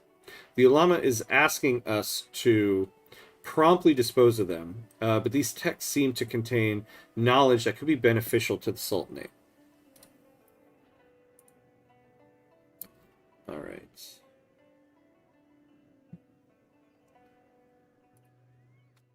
burn them. Oh, we'll get 7 stability. We can get some research progress. We actually need this more. Yeah, that's a stinky attitude. Yeah, exactly. It really is. It really is. And I'm just kind of tired of it. And there, it's kind of a mentality that's happened quite often with quite a few of our players playing on big European teams, which is great. I love it. But if that means you're not going to care as much about playing the tournaments that the United States has, then I don't really care. I don't care about AC Milan. I don't care what you do there. It only matters to me that you play there because it will help you be better for the United States.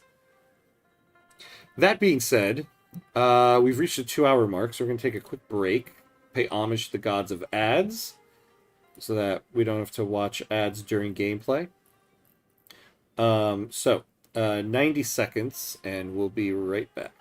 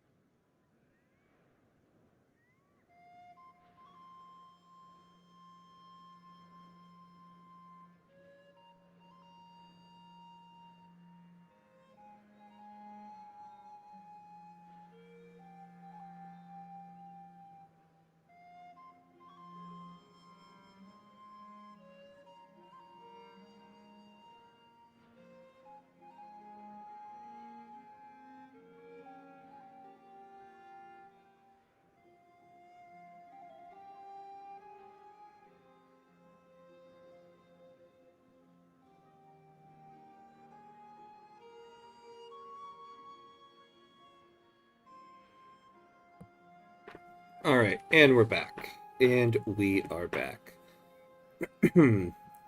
Yeah, more important than quality, to be honest. Yeah, exactly. Exactly. I mean, I think the thing that I find interesting is that for the longest time in the United States, we've always been saying, like, oh, if we could just get our players in the biggest leagues, playing for the biggest teams, things would be so much different. And now we do. Now we have players playing on some pretty big teams in some pretty big leagues. And the truth of the matter is the results of the results of this generation are the same as the previous generations that all played domestically.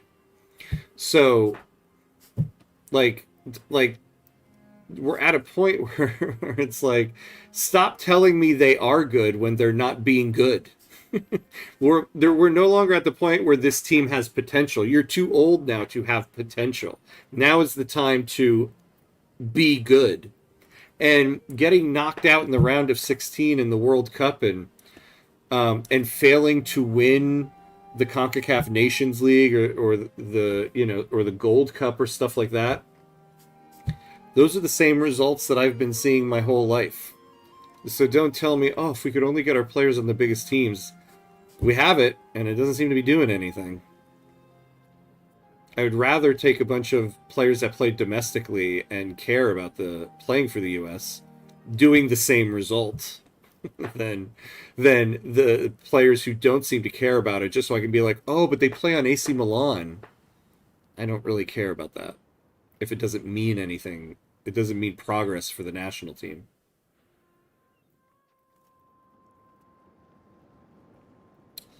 Da, da, da, da. Ooh, this would be interesting. You get 20% crown power, but minus 10% revoke privilege cost. There are some privileges I would like to revoke. Let me remind myself of what some of the costs are.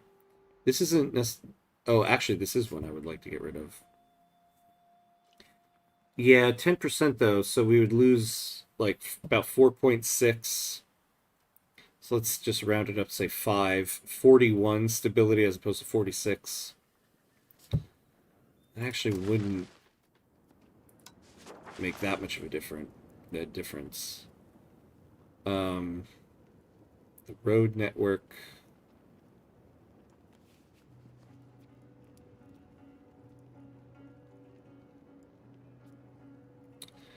Market regulations. Get more trade advantage. Well, the peasants aren't looking like they want to revolt anymore, so we don't really care too much about that.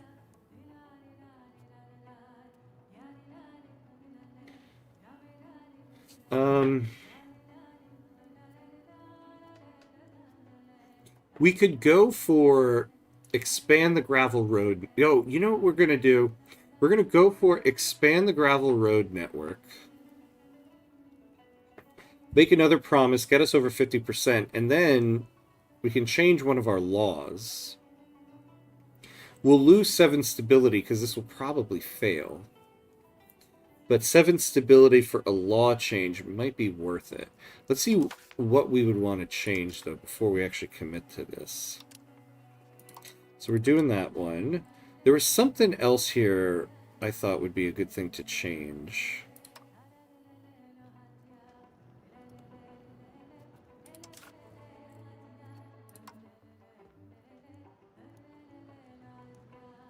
Oh, yeah, going to burgher-controlled mining operations.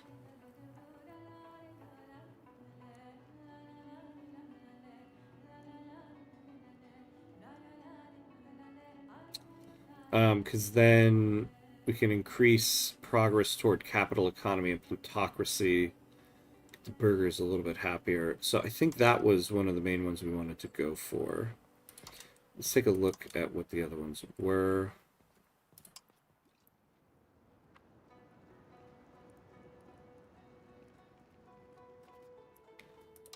Not necessarily that. Nope. An aristocratic court.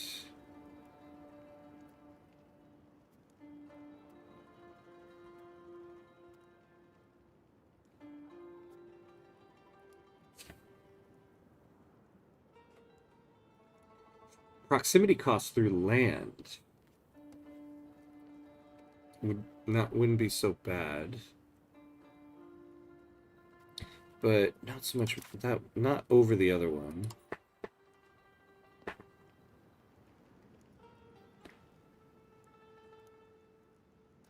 Okay, not so much that. Yeah, we can't do anything there.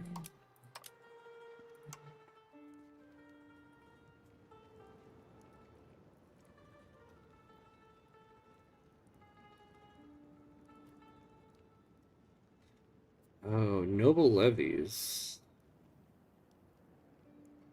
Levy combat efficiency, -10. Quantity. Yeah. You know, we might go to noble levies.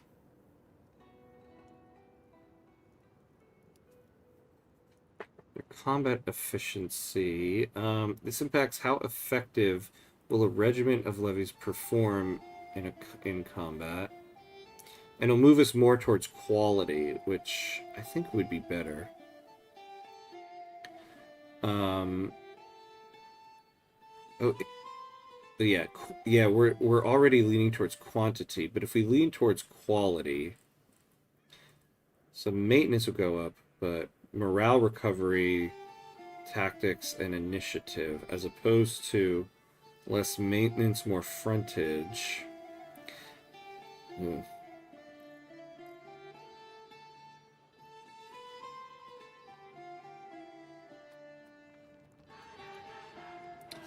Yeah, I kind of want to move towards this. Maritime law. Yep. So we're getting plus 10% sailors from this.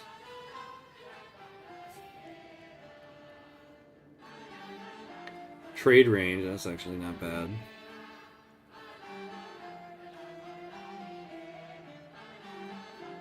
Alright. Oh, yeah, what do we do in here? State piracy is what we have. Privateer maintenance, we got a discount. Can hire privateers. Can be the target of anti-piracy war casus belli. Hmm.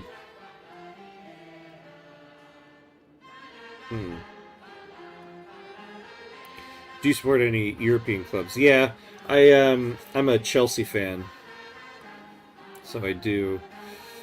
I do support Chelsea. What about yourself?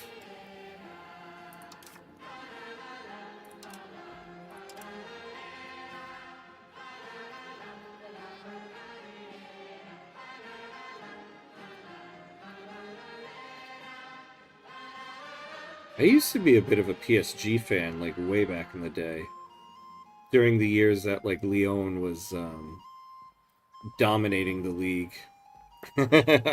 Yeah, see, that's a problem when you declare your European team. I thought we were becoming online friends. Who's your team? Who's your team?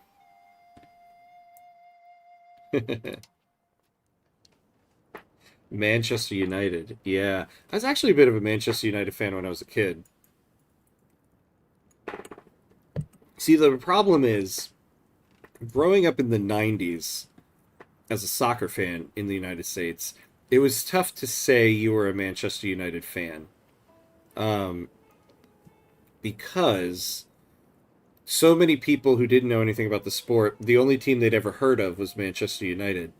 And so I would, anytime I met somebody who wasn't from the United States, the very first thing I'd always ask them, like I'd start talking soccer with them because I didn't have anybody to talk soccer with, and you could see it in their eyes every time you were like, "Oh, I like Manchester United." They always gave you that kind of look. I was like, "Oh, you're just saying that because that's the only team you've ever heard of."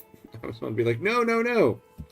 I do know about the sport. I like Manchester United." And so I just kind of naturally gravitated away from Man United because of that. Um, and then I eventually kind of fell into Chelsea. It's fun to joke about hating on other clubs, but as a grown person, very lame to take seriously. Yeah. Oh no, I love it though.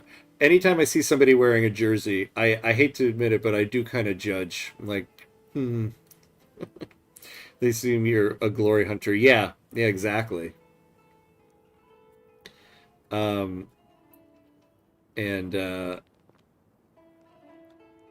yeah, and so that made it tough. But man, that that Manchester United team, what it was the I always get the number wrong with the 94s, 94ers or something like that. That dynasty team, that was such a fun team to watch. Because see, here in the U.S., you didn't get a lot of games. We got a good number of games, um, but like we would get Champions League every match day, but you only got like one of the games, and they played so much Manchester United, so I got to watch that era of team quite a bit, and they were so much fun to watch. What are we doing here? Censorship. That's not something we're gonna go for. Became a Man U fan because I liked Red as a kid. The 94-99 teams is considered pretty legendary. Yeah, yeah, that whole team. Just like I feel like I could go through the whole lineup, starting right at the top. like Dwight York. Go to the midfields. You had Paul Scholes, Nicky Butt. On the wings, you had David Beckham and Ryan Giggs. Then in defense, you had oh yeah, in defense you had the Nevilles, Gary Neville on the right. Nah, Phil Neville wasn't a fullback though. Yeah, he was always a midfielder. Gary Neville on the right. Irwin, Jaap Stam. Jaap Stam was the man. Um, and then of course Peter Schmeichel. This man knows ball. That's right. Oh my god, I told you that was the team I watched. I love that team. So much fun to watch. And then even after Dwight York, Ruud van Nistelrooy. Oh man, it's just so good. It's so much fun to watch.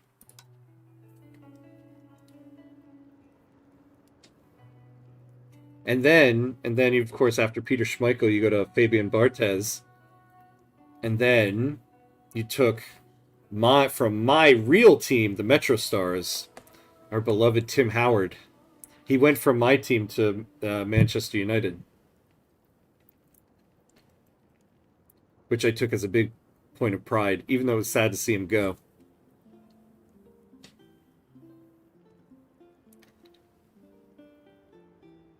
Let's see. Yeah, so I think what we're going to do... Oh, we're on tax farming. Yeah, because I was looking at that tax efficiency.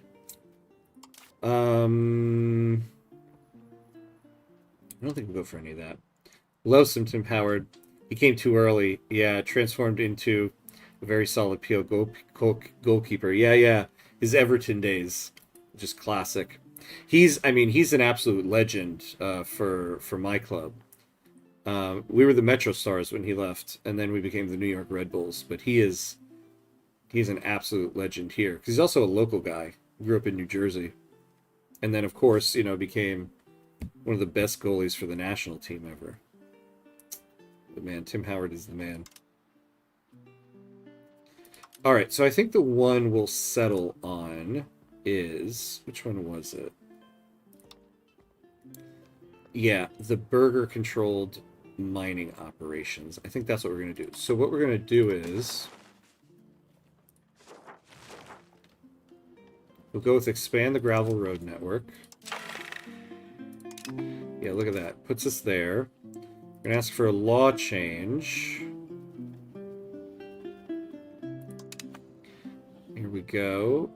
Oh, wait. No, that wasn't necessarily the one. The military one, too. The noble levies. Which one should I do?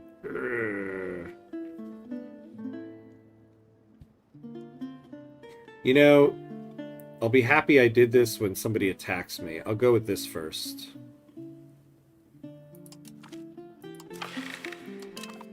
Alright, the bellicose movement. We'll get 2 antagonism. The Ulama will be unhappy, but... do that. Oh, of course I mentioned the whole team, and how could I not mention Alex Ferguson? I mean, obviously, not a player, but man, just an absolute legend. I don't know how much more time we have with him. Yeah, see, look, I'm a Chelsea fan sitting here waxing poetic about all Manchester United.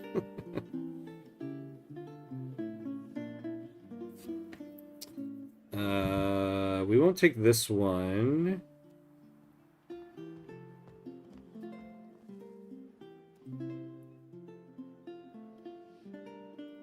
Who is this?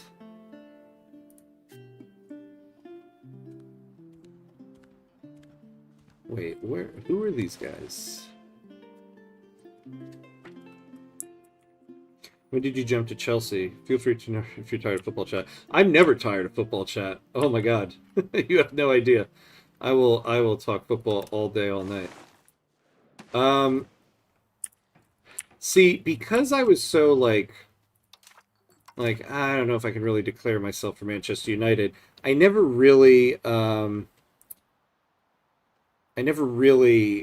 settled on a team And so finally, it was somewhere in like the early 2000s. I was like, I gotta pick a team and just settle on it. And I was a huge fan of Didier Drogba.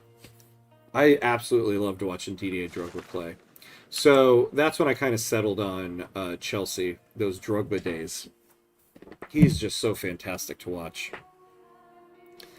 Hey, your favorite player played in my favorite club, and it's a French one. Can you guess it? Um, oh, Zidane's French club. Oh my God, was it? It was Marseille, wasn't it? Marseille, right? Right? Yes, it was Marseille. No. What was that? What was the French club we played for? Bordeaux. Bordeaux, Bordeaux, Bordeaux. Yes, that's right. Bordeaux fan. Um, who was it? There's a U.S. player that played for Bordeaux back when I was a kid. So I kind of not followed Bordeaux, but kept tabs on Bordeaux. I forget who it was. Man, this is gonna kill me now. Nice though. A Bordeaux fan. I like it. I like it. I like meaning. I love watching the French league. We would get the French league here for much longer than we've gotten any of the other leagues. So I've watched a lot of French league over my life. Bitten by the drug, fair enough. I accept your reasoning. Yeah, exactly, right? Drugbo, man. Oh, that guy was so much fun to watch. Yeah, we will take this. These guys are interesting. They have such a massive military. Unfortunately, it doesn't look like we have enough reach to get to... Oh, yeah, yeah, that's like really far away. Okay.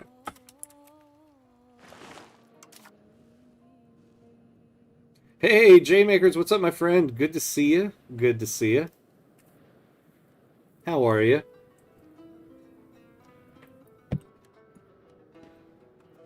Oh, it's gonna kill me now. Who's that American guy that played for Bordeaux when I was a kid? Okay, okay. This is ridiculous, but I gotta look it up.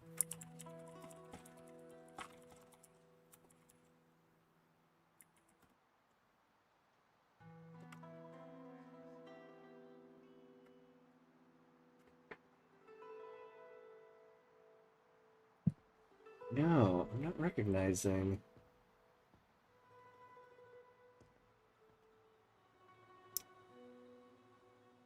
Ugh.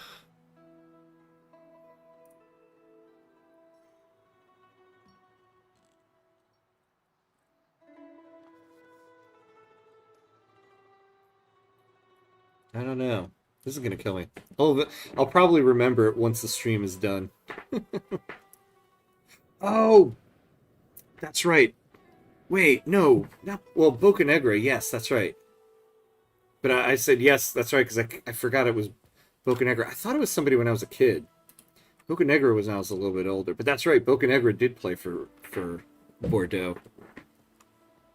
I loved Carlos Bocanegra when he was a player, despite the fact that he started his career with Chicago. He was a good player.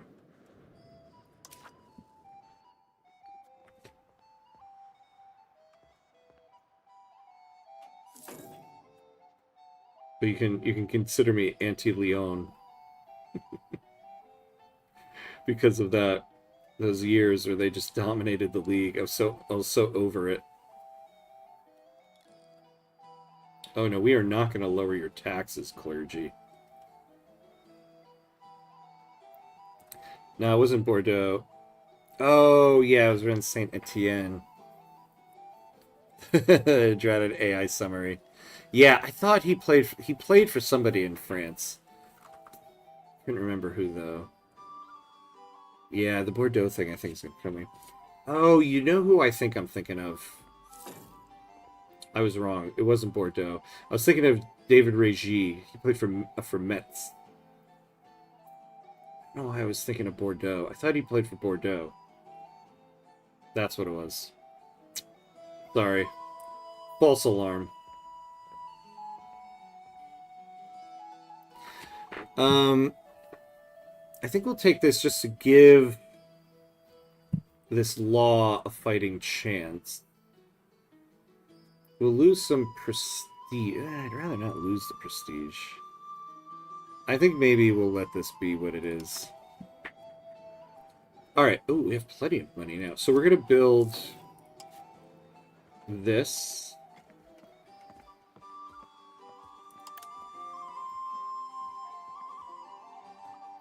Had me frantically searching for American players in France in the 90s. Yeah. Yeah, no, David Regie played for Metz in the 90s and early 2000s. He was a good defender for us.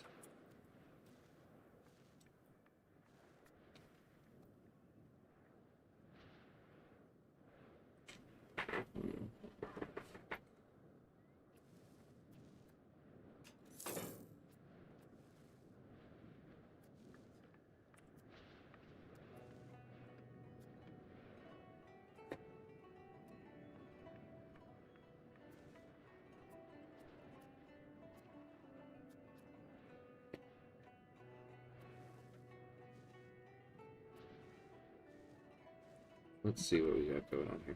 We have a lot of manpower built up. I think we can finally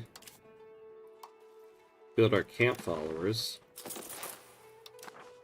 Look at us getting a military unit. What? Could we even... Well, we can't, but I think we can eventually get a ship. We got ourselves into a hole at the beginning of this run, and we are slowly but surely crawling our way out of it.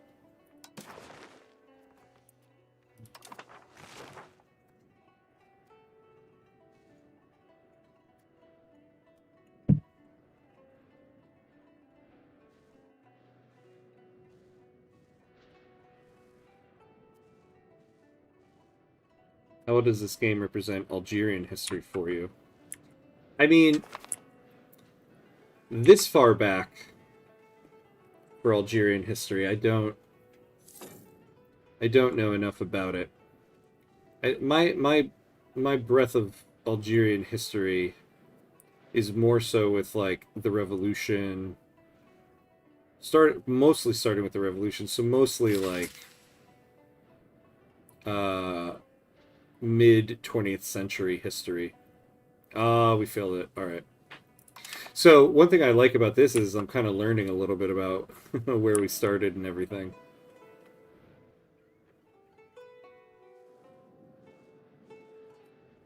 Though I guess near the end of this game, we'll start to get to kind of the moment of like French invasion, where a lot of the modern history of Algeria starts. Oh, lack of a command. Look at this. We've got our guys. All right, who could we hire here? Who could we hire?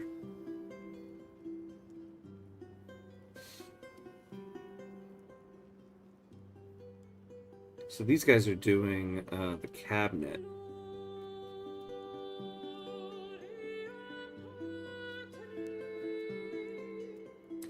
Tend to find that Paradox treats different cultures with a lot of respect. Yeah, I mean, I think that's one of the things that's just so fantastic about Paradox, is the level of detail they give to history is really great. I guess we'll go with this guy. It's gonna give the Umara some...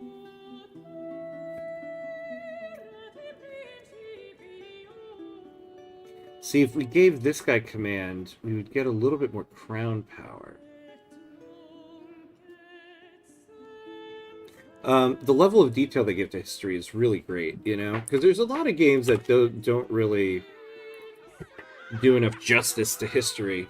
Thinking of like things like the Anno series, which I love to play. Anno series is great, but it's always supposed to be like kind of a fake world that's kind of like adjacent to the time period it's representing.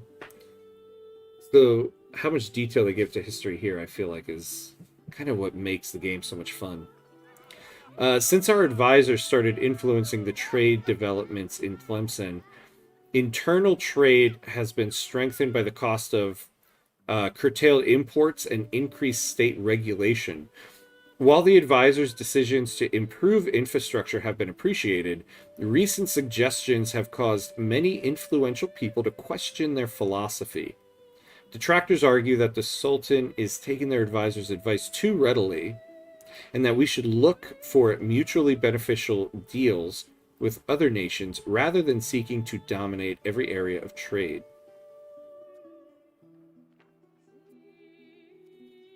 Oh yeah, I'd rather lose the legitimacy.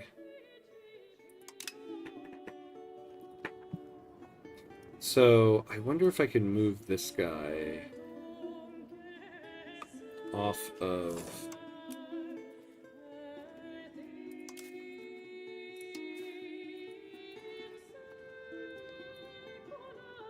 Let's get him out of the cabinet and into the military.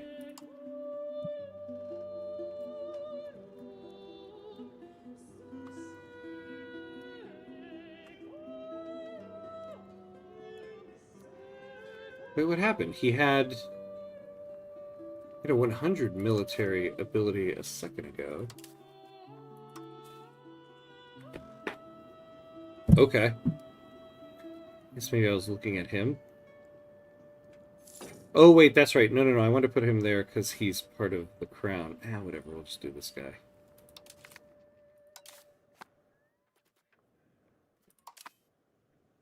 All right.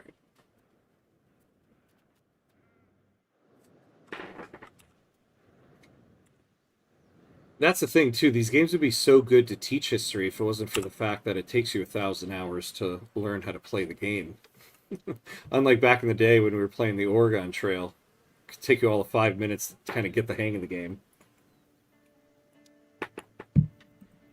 It's when something doesn't quite work like that.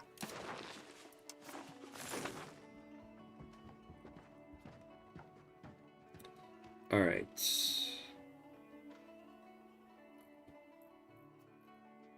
Yeah, Oregon Trail. What a throwback, right? Man, if I could find the original, actually, no, not even the original. I remember back in the day, so you always had the Oregon Trail at school. I remember back in the day, I found the video game store, and I had at home the Oregon Trail 2. I remember the Oregon Trail 2 being fantastic and looking amazing. If I could find like the real Oregon Trail 2. I remember like a couple years ago, they released a new version of the Oregon Trail on the Apple App Store. And it was fine, but it wasn't quite the Oregon Trail. Something I did find in on a camping trip one time, I went to go find a board game to get for the trip. And we're about to get our lumber mill. Excellent. There's a board game of the original Oregon Trail game, and the aesthetic of the board game is that like 8-bit Apple computer graphics with like the green kind of dot matrix looking stuff, and it's amazing. And you play a board game version of the Oregon Trail. My wife and I were on a camping trip and my daughter was like, I think she was still only 1. Before my son was around, and there was one morning we woke up and it was raining, so we couldn't really go outside, so we just sat in the tent and played the Oregon Trail while my daughter sat in the crib in the tent, just like watching us chewing on the side of the crib. I'm also a big board game fan, so I'm always looking for a good board game.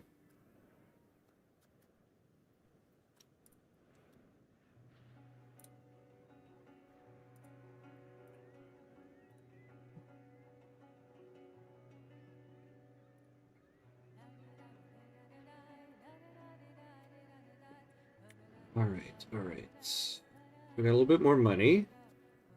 I think I just found Oregon Trail 2 online. Let me confirm. Oh, oh my God! If you did, oh, that's what I'll spend my Christmas doing. Be my next tutorial video. Welcome to a tutorial on the Oregon Trail 2.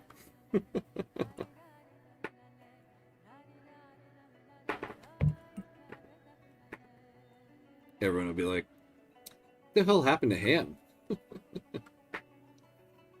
He just went on a big Oregon Trail 2 tutorial video binge.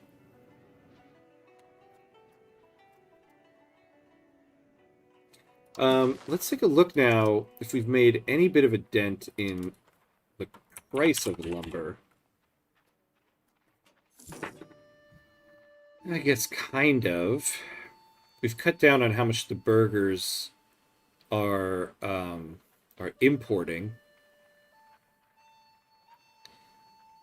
Yeah, we're now our province here is the one creating the local amount of it the most. So we need to cover the 2.69 the burgers are importing. And then the additional 1.1 unit. Oh good, Zab no longer sees us as a rival. I didn't even know you thought of us as a rival. I would love to have an alliance with you.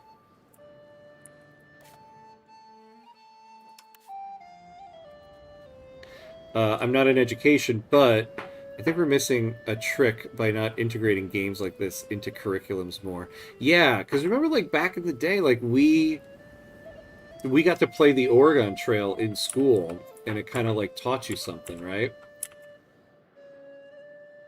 Like, that's the thing. Like, you really could learn... I feel like, at least from Victoria 3, I learned quite a bit of Industrial Revolution era history that I didn't pay attention to in school. And then this history, too. I mean, there's so many little pockets of history here that I don't know anything about.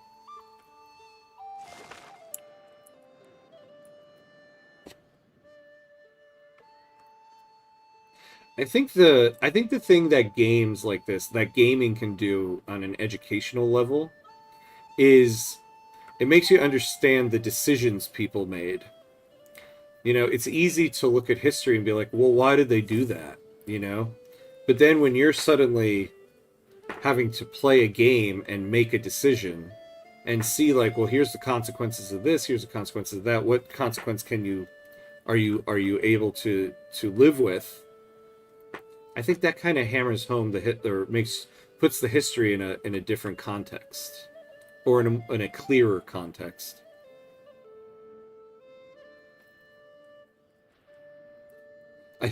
I don't think they'd be happy about generations learning how little elites care about our well-being.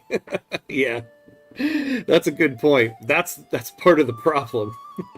Oh wait, you're telling me the ruling class doesn't actually care whether I'm living well or not? Huh.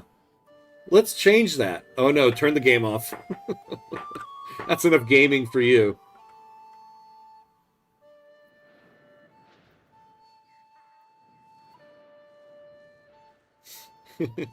Yeah. It's so true. So on point right there.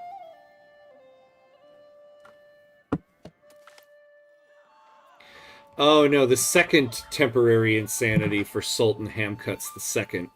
Sultan Hamcuts II, Zayanid has been acting very strangely the last couple of months. It appears that His Majesty is suffering from a temporary crisis of insanity. As a result, our Sultanate is left with very little efficient guidance.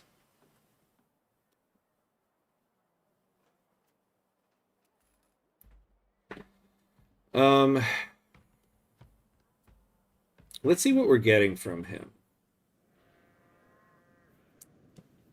Yeah, let's not lower the admin ability, because we're getting crown power from that. Actually, the military ability. This is the one thing I think we can lower.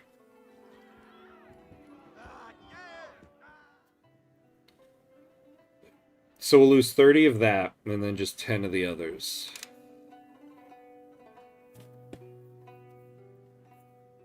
To be fair, though, it is easy to bankrupt your budget in Victoria 3 if you go full welfare. Yeah, this is true. This is true. So half of the class playing Victoria 3 will start to want to take down the aristocracy, and the other half will just turn into complete libertarians. Like, we cannot pay for anything. Otherwise, we will go bankrupt. Everyone, take care of yourself. There's our two options. Which I'm reliably informed has an unexitable even when Ben Shapiro laughs at you. Has an unexitable even when Ben Shapiro laughs at you. Oh my god. Oh, hilarious. Hilarious. And true. And that's the problem. We can finally build some ships.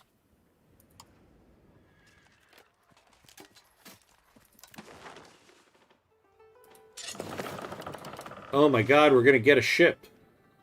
Finally get some maritime presence. Oh, and you know what else? So we're getting control there.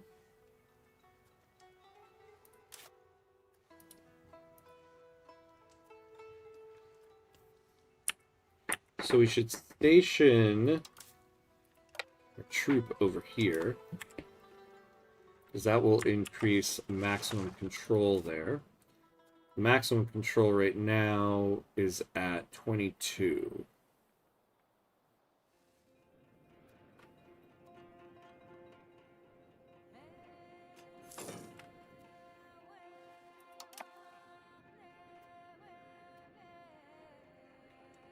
Yeah, oh yeah, which I'm reliably informed as an unexitable event when Ben Shapiro laughs at you. Oh god, Ben Shapiro. Yikes, yikes, yikes. Can you imagine, though, if you got to play these games in school because they're educational? There actually is on Paradox's YouTube channel. There's a video they made for EU4, a video advocating for EU4 as an educational tool. It's really interesting, and I was like, oh man, was this something they were trying to push for at one point?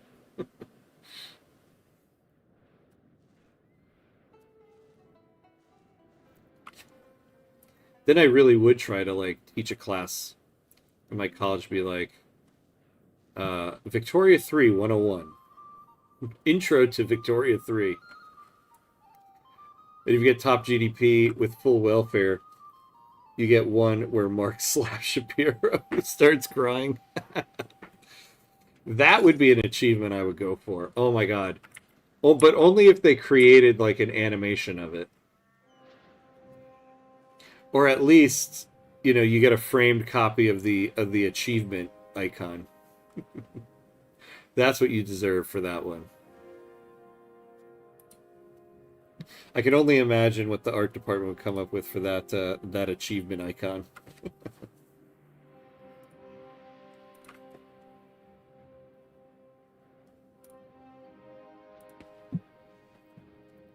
Yeah, that would be the most popular achievement in Victoria 3 right now. Yeah. Oh man, I'd go for that one. Just for the sheer fun of it. Although that would legit be a hard achievement to get in the game. Max GDP with full welfare. See, I think there should be an achievement where you have the top GDP and the top standard of living. I think that would be like one of those very hard achievements because it does kind of seem like you can always go for high GDP, but it comes at the expense of standard of living, and you can go for a very high standard of living at the expense of your GDP. Facts don't care about your feelings. Get top global GDP with full welfare. Yeah, that's exactly what it should be called. Facts don't care about your feelings. Oh, nice. Okay, we got our trade range extended. Let's take a look at what we're getting now. Okay, so we can start looking at what more we should do. Someday we'll get an institution.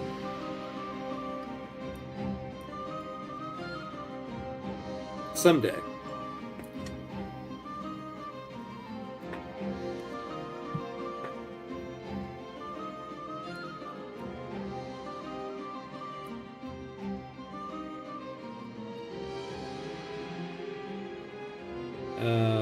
City rights costs, founding town costs.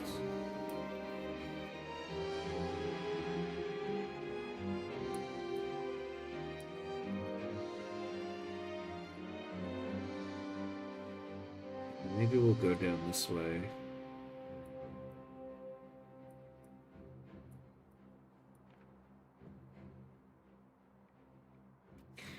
Yeah, maybe we'll go down to these Mason guilds.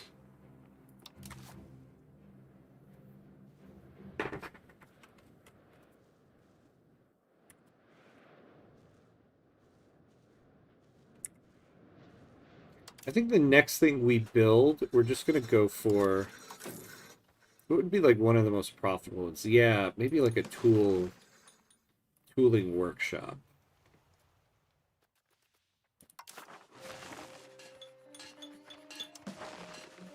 Where would it be cheapest? Yeah, they're pretty much all the same. So when we get to 30, we could build a tooling workshop. Why is that? Our tools now... I mean, we've built a bunch of lumber. We must have increased the demand.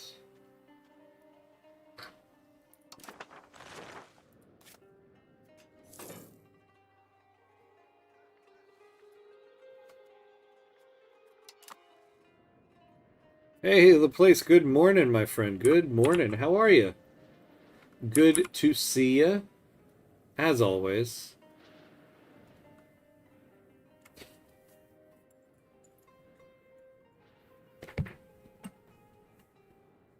I wish we could get more investment in our stability. Actually, what we will do, I do want to look at, what is it that we still have turned off? Feeling stiff. Yeah. Early mornings, early mornings. Whoop. Oh, the temple. Look at that. Max control. And unrest. What does this one give us? Local food capacity. Oh, trade advantage, trade capacity to owner. We do that. And then the library. Duke. I think we'll do that. We'll turn that on. We'll see how much that costs us. By assisting our Umara in confining the serfs to their lands, we have greatly enriched the landed aristocracy. A wealthy Umara is one that can devote time to life's higher pursuits, and the lesser sons of any house of respect will count a greater number of loyal and able artists, administrators, or other men of quality among their scions. Some are quite eager to pay the state back for the service it has done to their families. One of these, Ahmed Ain Madhi, has recently arrived at court to offer his services to the Sultanate. Well, yeah, getting 15 prestige is not so bad for us right now. Can we afford... No, we can't afford nothing. Man, being an adult and doing your taxes is exhausting. Screw you, IRS. Oh no, is it tax season out there? Still quite a ways away here in the US. We got a Navy. Hello, Navy. Let's get an admiral. So, maritime presence, yeah, diplomatic ability, and look at this guy. Now that is who we want.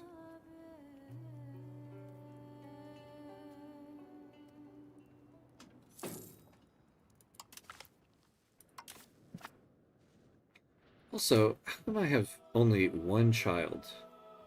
How old is my wife now? 34. I just need to pay my vehicle tax yearly. Oh, I see. Ugh, I'm sorry.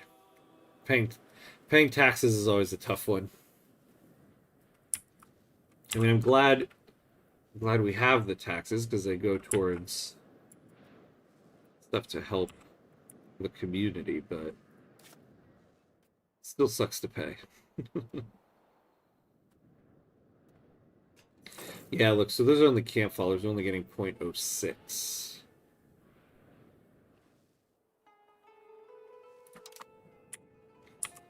Alright. But when we get to 30, we'll build a cooling guild. Now, how are we doing? Yeah, still not enough to really increase the Navy here.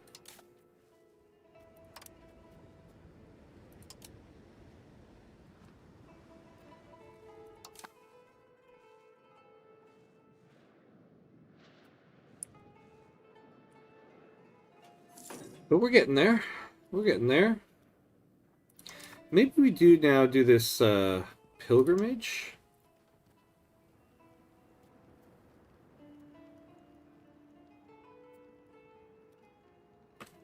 We'll gain some prestige, but we'll lose crown power.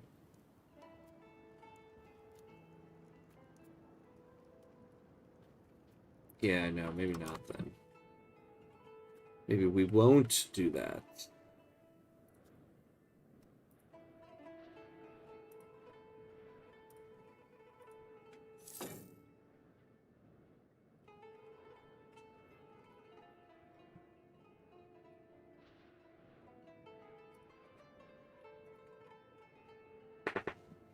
Oh, Java, what's up, my friend?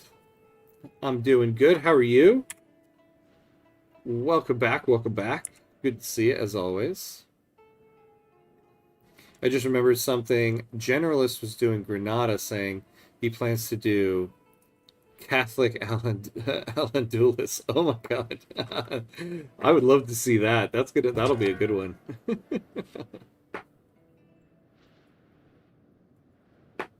Oh, nice. Getting ready for work, so I thought I'd hop in. Oh, hop in. Nice. Good to have you. Ooh, somebody's dying. We bring sad news. Captain... Oh, God, that guy was so good, though. Captain Abu Hamu Arshgul has died at the age of 48. He was the admiral of the First Navy. His late lordship died while the Navy was in the Bay of Oran. His ruthless tactics could inspire great fear. Oh, and then... we bring sad news... Abd al-Wahid al-Zakaria has died at the age of 52. He was a cabinet member. He died from dysentery. We were just talking about the Oregon Trail. Look at that. This guy was playing the real-life Oregon Trail in Tlemcen. He died of dysentery. Poor guy. Did we get deposed yet? No. We've turned it around. We now have a good amount of crown power. We're at 24%. Our legitimacy is up to 54, so we no longer have a succession crisis. Our economy is coming around. We have a boat. We have some camp followers, so we're slowly crawling out of that hole. We're getting back. Algeria is coming back. Yeah, Oregon Trail strikes again. Yeah, it did. Oh, poor guy. Died of dysentery. Oh, that sucks. Oh, man. So I'm the... Okay. Well, I should have the Sultan here command the ships, because we'll get more crown power out of it. We're at 24 right now. So that should bring sort of our crown power starting to drift up.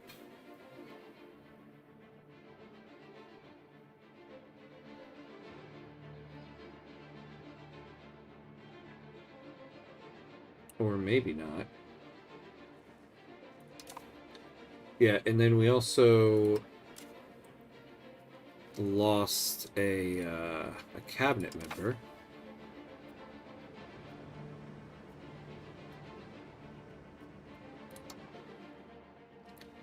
We only have one more. So we need admin ability. Wow, we have nobody else in our court now. They're all being used up.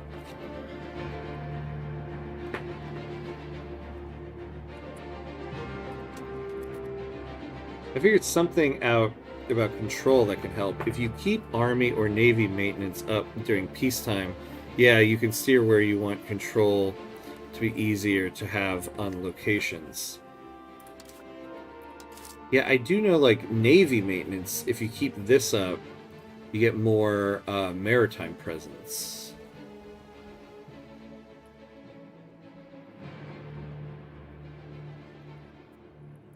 Oh yeah, army maintenance. We do now have a unit, so... Yikes, dysentery, that's rough. Yeah.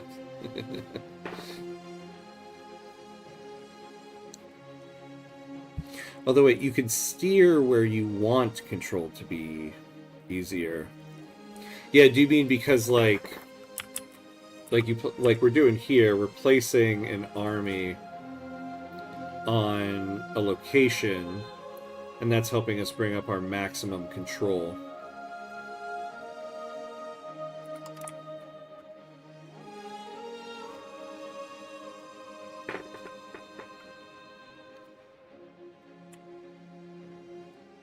Oh yeah, the land versus navy values. That's right. Okay, let's take a look at that. What are we doing on that? So we're leaning towards a naval. So we're getting a boost in maritime presence and proximity cost of maritime presence. Trade range used over land. Trade range used over sea. And what happens if we go more towards land? Maximum RGO, proximity cost over land, trade range over land, trade range used over sea, double, or it goes to 50%. Yee. Okay. So we are at this point. So we're at a pretty good balance of it. I suppose.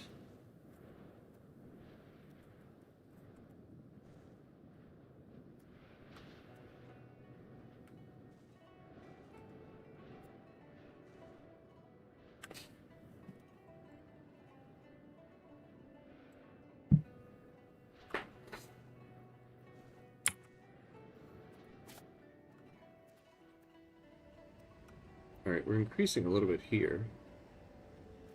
Oh. Get these pirates.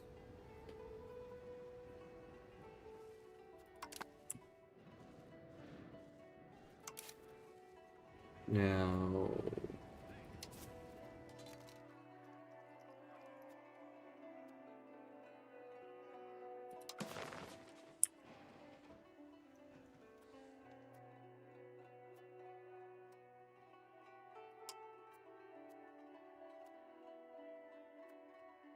Yeah.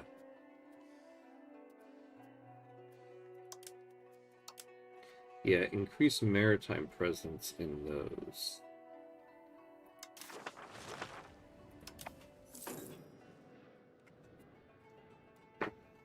You'll want to concentrate burger growth on the coasts with that one for sure. Yeah, with the naval one. See, we have most of our, well, I guess I wouldn't say most of our locations, but most of the locations that we have high control are already on the sea. So I'm thinking we kind of try to exploit that a little bit.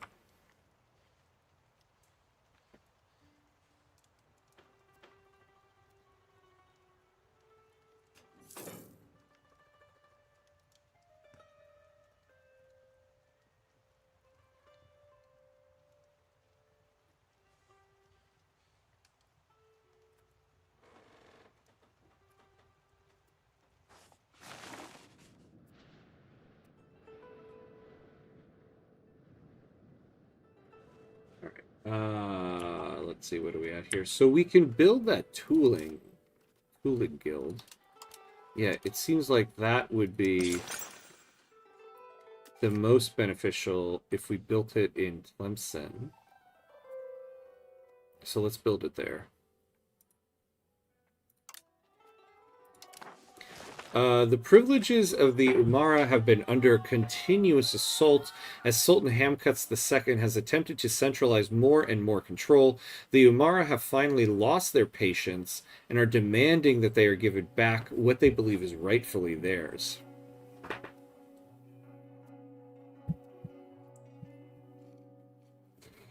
Oh, losing 10 satisfaction equilibrium for the peasants is not great.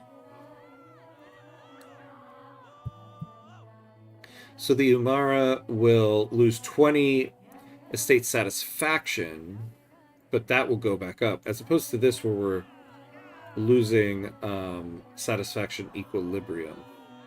So we're going to ignore their demands. They are pretty unhappy here, but, you know, they're going to drift back up.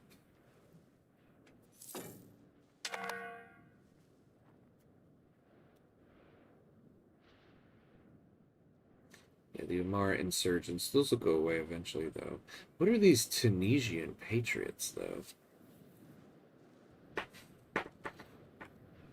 That's an interesting thing.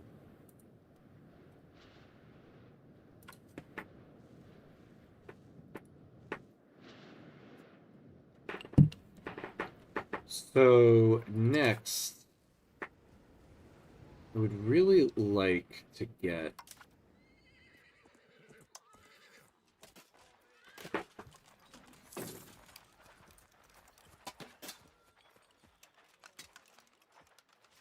flanking ability of 200, flanking ability of 200.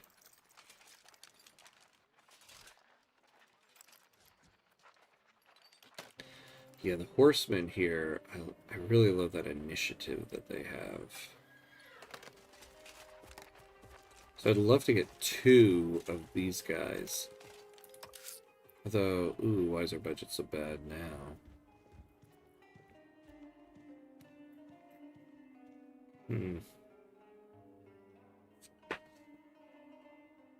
Oh, you know, we can increase this.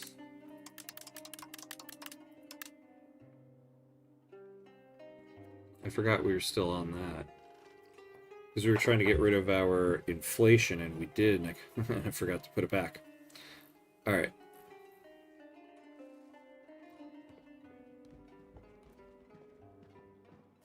So now we're okay. So we'll get to 50 or 51.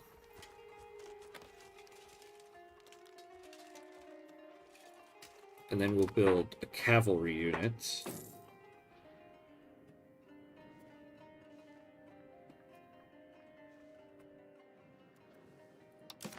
What's going on with our trading? Why are you guys doing so poorly here? You know, we don't really need this anymore. We can give that trade capacity back to the market there. Maria Zionid has reached the age of 16, and she's our ruler's only daughter and courtier in the Zionid Sultanate of Tlemcen. We are throwing her a party, and then she can get to work. Maritime trade advantage. Perfect timing there for that. You know, we should also be able to try to marry her off now, right?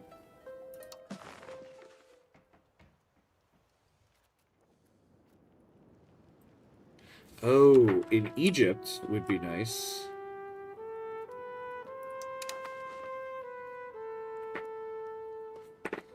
To the Sultan. We could do that. Would he accept it?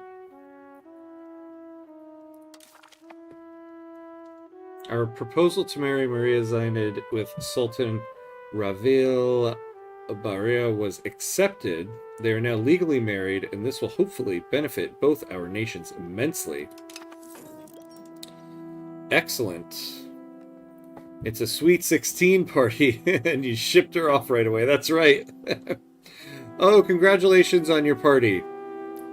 Congratulations on turning 16. You are now the Queen of Egypt. Go get us a go get us an alliance. So let's look at Egypt here.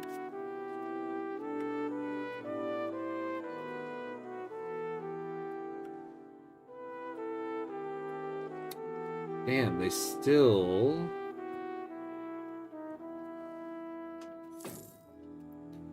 The royal marriage only got us 20.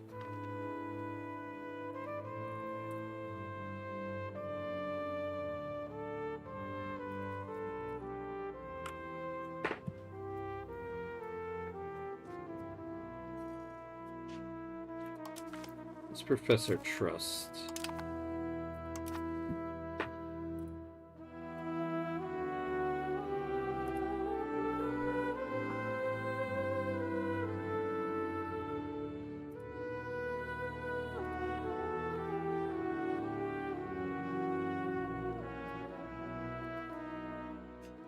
Yeah, we got you a present for your 16th birthday, which is a trip and marriage to Egypt. Bye-bye. They grow up so fast.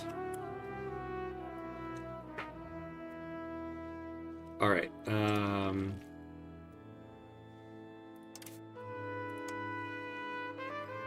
gonna build those horsemen now. Oh, why? Oh, we need 52. What am I talking about? What about the Navy? Yeah, we can build that. Let's do that.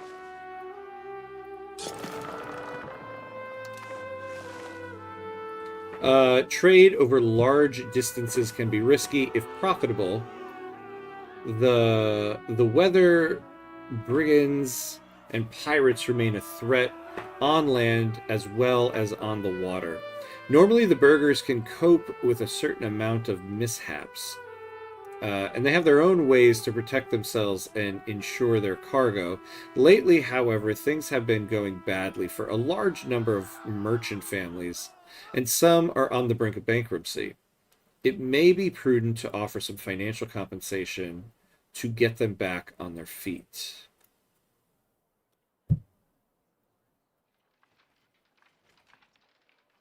Yeah, that's going to be a no for us on that one. You'll get over it.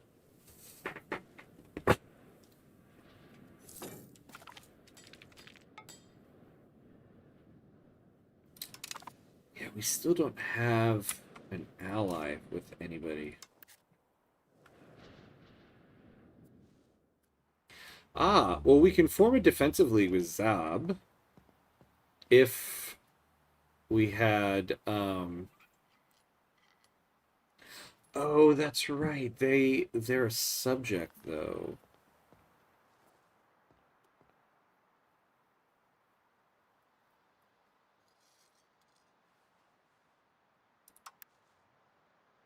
Wait, what?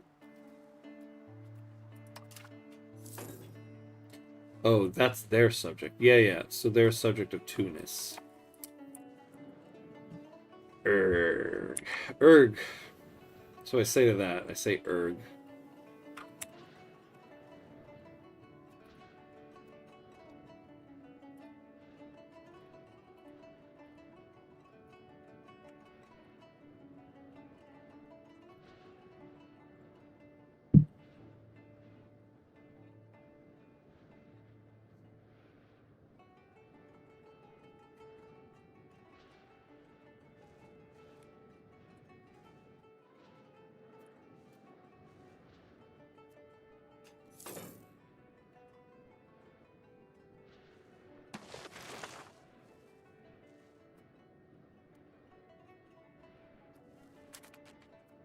Well, I think we're at a good stopping point for tonight.